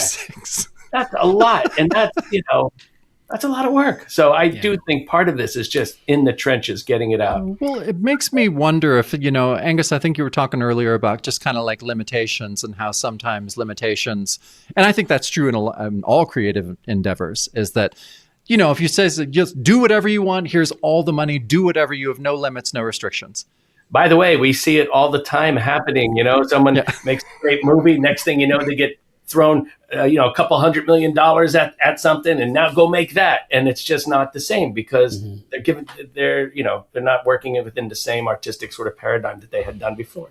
Some can, some can't, but you know. I would think most can't. Like, I just think, I don't know, our brain craves those restrictions in a way. It's just like, I don't know. I mean, true inspiration comes from that, trying to figure stuff out. It does. But and if you Bowie and Eno with the cards to do it. Yeah. Yeah, and I wonder. I kept thinking about this as like how much story was this supposed to be? Like if this was actually supposed to be 10 issues of story wedged into one, that's why we're getting this kind of jumping around. Well, because 10, maybe. Well, I was okay, 3. But I'm saying you could each. You know, yes, the flashbacks could be an episode. Yes. You know, so I kind of wonder about how much was condensed in an effort to try to get. Let's excite the viewer by giving them all the information. It was a misguided attempt at winning them over with way too much information. Well, also, when did they find out this was not going to have a second issue? In the middle of making it or after it was made? I would love it to be in the middle of making it, but it was probably after it was made. So, because you could imagine if it were in the middle of making it, maybe they, well, okay, let's at least put a beginning, middle, and end on this thing somehow. I don't know. Well, we can't afford swords, so let's say those swords are they're an illusion. It shipped in late May. Huh. So, I mean, that means something to Jacob because we've been talking about the publishing schedule all for literally a year. So, but that wasn't the date on the thing. No, it's publishing date. It hit the stands. It hit the stands in the first week of June. It was pulled off shelves in September. Okay. It was supposed to be bi-monthly, according to the indicia. No, I don't think the first issue. I don't think they knew there wasn't going to be a second issue. No, this is their best work. Okay. think that this is actually a really good teaching tool. And I would say this issue, say you have these elements and tell a story, either retell the story and lose as many elements as you want, but you can only use elements from this story. Yeah. You don't have to use them. You don't have to, right? But you can't use anything else other than these elements. Yeah. Because to me, if you had to tell someone the story of what happens, you would naturally leave something out, and that would tell you what's essential. Right. You probably would leave out the name of the drug that they gave him that one time. Ataraxia? Ataraxia? I'm walking from this project. Or whatever. All this up here, you might make him sort of a more central character, someone you can empathize with, someone in a wheelchair who has a reason to do this thing. You know, I don't know. I think there's some great pieces here. Yeah, it just feels like they never got past the first draft. And to me, I would love to try and go, okay, and we should do that. Let's do it. Let's do it. I'll do what you like. Try to challenge each other. Yeah. You take the elements and you go, tell me the story. This is can only use stuff in this, and we'll try to see what we get out of that. Because to me, there's a lot of value in that. Now the outfit will probably need some adjustment. Well, right now we're just doing words. Close right now. It's got to stay the same. Just words. I think there's potential as well. I like all the occult stuff. I like the idea of like prominent mobsters being possessed by 12 demons that are supposed to usher the end of the world. Like there's neat stuff here. There's gas in this tank. There's just, like Angus said, there's way too many things going on. Again, that could have shook out over the first year of this book being published, but as an opening salvo, it's very cluttered. Yeah, I think the key is that I think you would forgive all of that if our protagonist had a paternal or had some sort of relationship with the cult, in the sense like, this cult saved my life. They pulled me from a burning building. I was raised by this cult, and because they saved my life, I did these things. And then you could go from there, because we don't know, because he says we're like, if he doesn't seem to care about it, why should we? Yeah. It's like the AI thing of like, why should I be bothered to read it? Someone couldn't be bothered to write it. You know, it's that idea. So I agree. He's kind of unmoored. We don't have a sense of who this guy is as a character beyond the fact that he's a vet. And so he doesn't know either. He doesn't seem to care. He says it multiple times. Pretty upfront about it. He says, if he was a zealot that said evil people must be punished, I'm finding the demons of this world, and then he ultimately stumbles onto real demons, then maybe you have something. That's something. But I would lose the chin strap, because I think that when you see the chin strap, weakens the jaw. You want to just Batman it. Just cram it under there. I look forward to the film, guys. Coming soon. Yeah. In IMAX.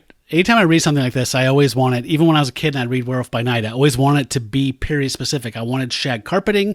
I wanted sunken living rooms. I wanted afros and mutton chops. Like, I wanted it to look like the 70s. Like, shoot it on 70s film stock. Like, make it look You're dirty. really going to want that when you read the whole Man Wolf thing for me was that. Reading that, going, I need this to be in the 70s. Yeah, it needs to be during the time of the Apollo missions and all of that stuff. It'd be great. That would be awesome. Yeah. Cool. Well, that's our final thoughts. I think we did it good. Yeah.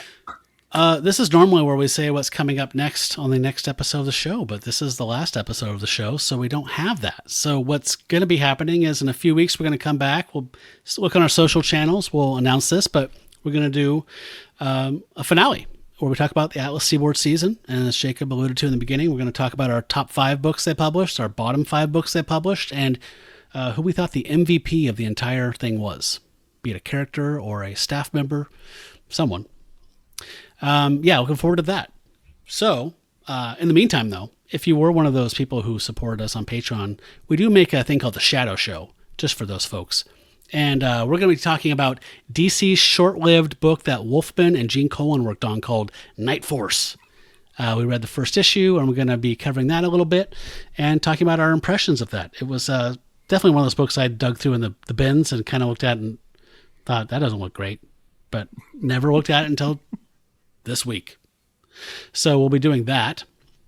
And, while we're around, we're still on Instagrams, Threads, and Blue Sky. We'd love for you to follow us there. We'll follow you back. And if you want to go to patreon.com and download our 131 episodes of The Shadow Show and other bonus stuff we made for our Patreon backers, you should do that while they're still around. Leave a comment on this video if you would, and like and subscribe and all that stuff. There'll be stuff coming out in the future. We have the Satana audio dramas that we're doing with full voice cast and all that stuff. So there's stuff dripping and drabbing out over the coming months. But Michael, Angus, thank you so much for taking the time to read this comic book and talk about it in disturbing detail with us. I love this. Are you kidding me? This is what we love to do. Thank you for having us. Yeah, thank you. I look forward to the next episode where we stare into the abyss. Yeah. No, honestly, we couldn't have asked for a better comedy duo to go out with. Like, You're a group of nerds. no, this has been perfect. It's like, I don't know, like 20 minutes ago, for a second, I was just like, God damn, this is perfect. This is a perfect last episode. This is exactly what I wanted. And it was everything I wanted for the show. So thank you so much. This has been a blast. You're welcome. You are very welcome. Thank you for having us. Yeah, thank you. This is the part of the show here before we say goodbye where we actually usually ask if people have anything they want to plug. Oh. So anything you guys can talk about or want to talk about, we are going to put Angus's YouTube channel in the show notes and in the description there if they want to check out his Lego videos. Yeah, I got Lego videos. I got my Instagram at Angus MacLane at Instagram. Working on a website for where you can purchase for a nominal fee how to build Lego creations that I have designed. It's going to be MacLane Mock I have Shop one over here. Oh, well. He has something in the display case. The MacLaneMockShop.com, MACLANE.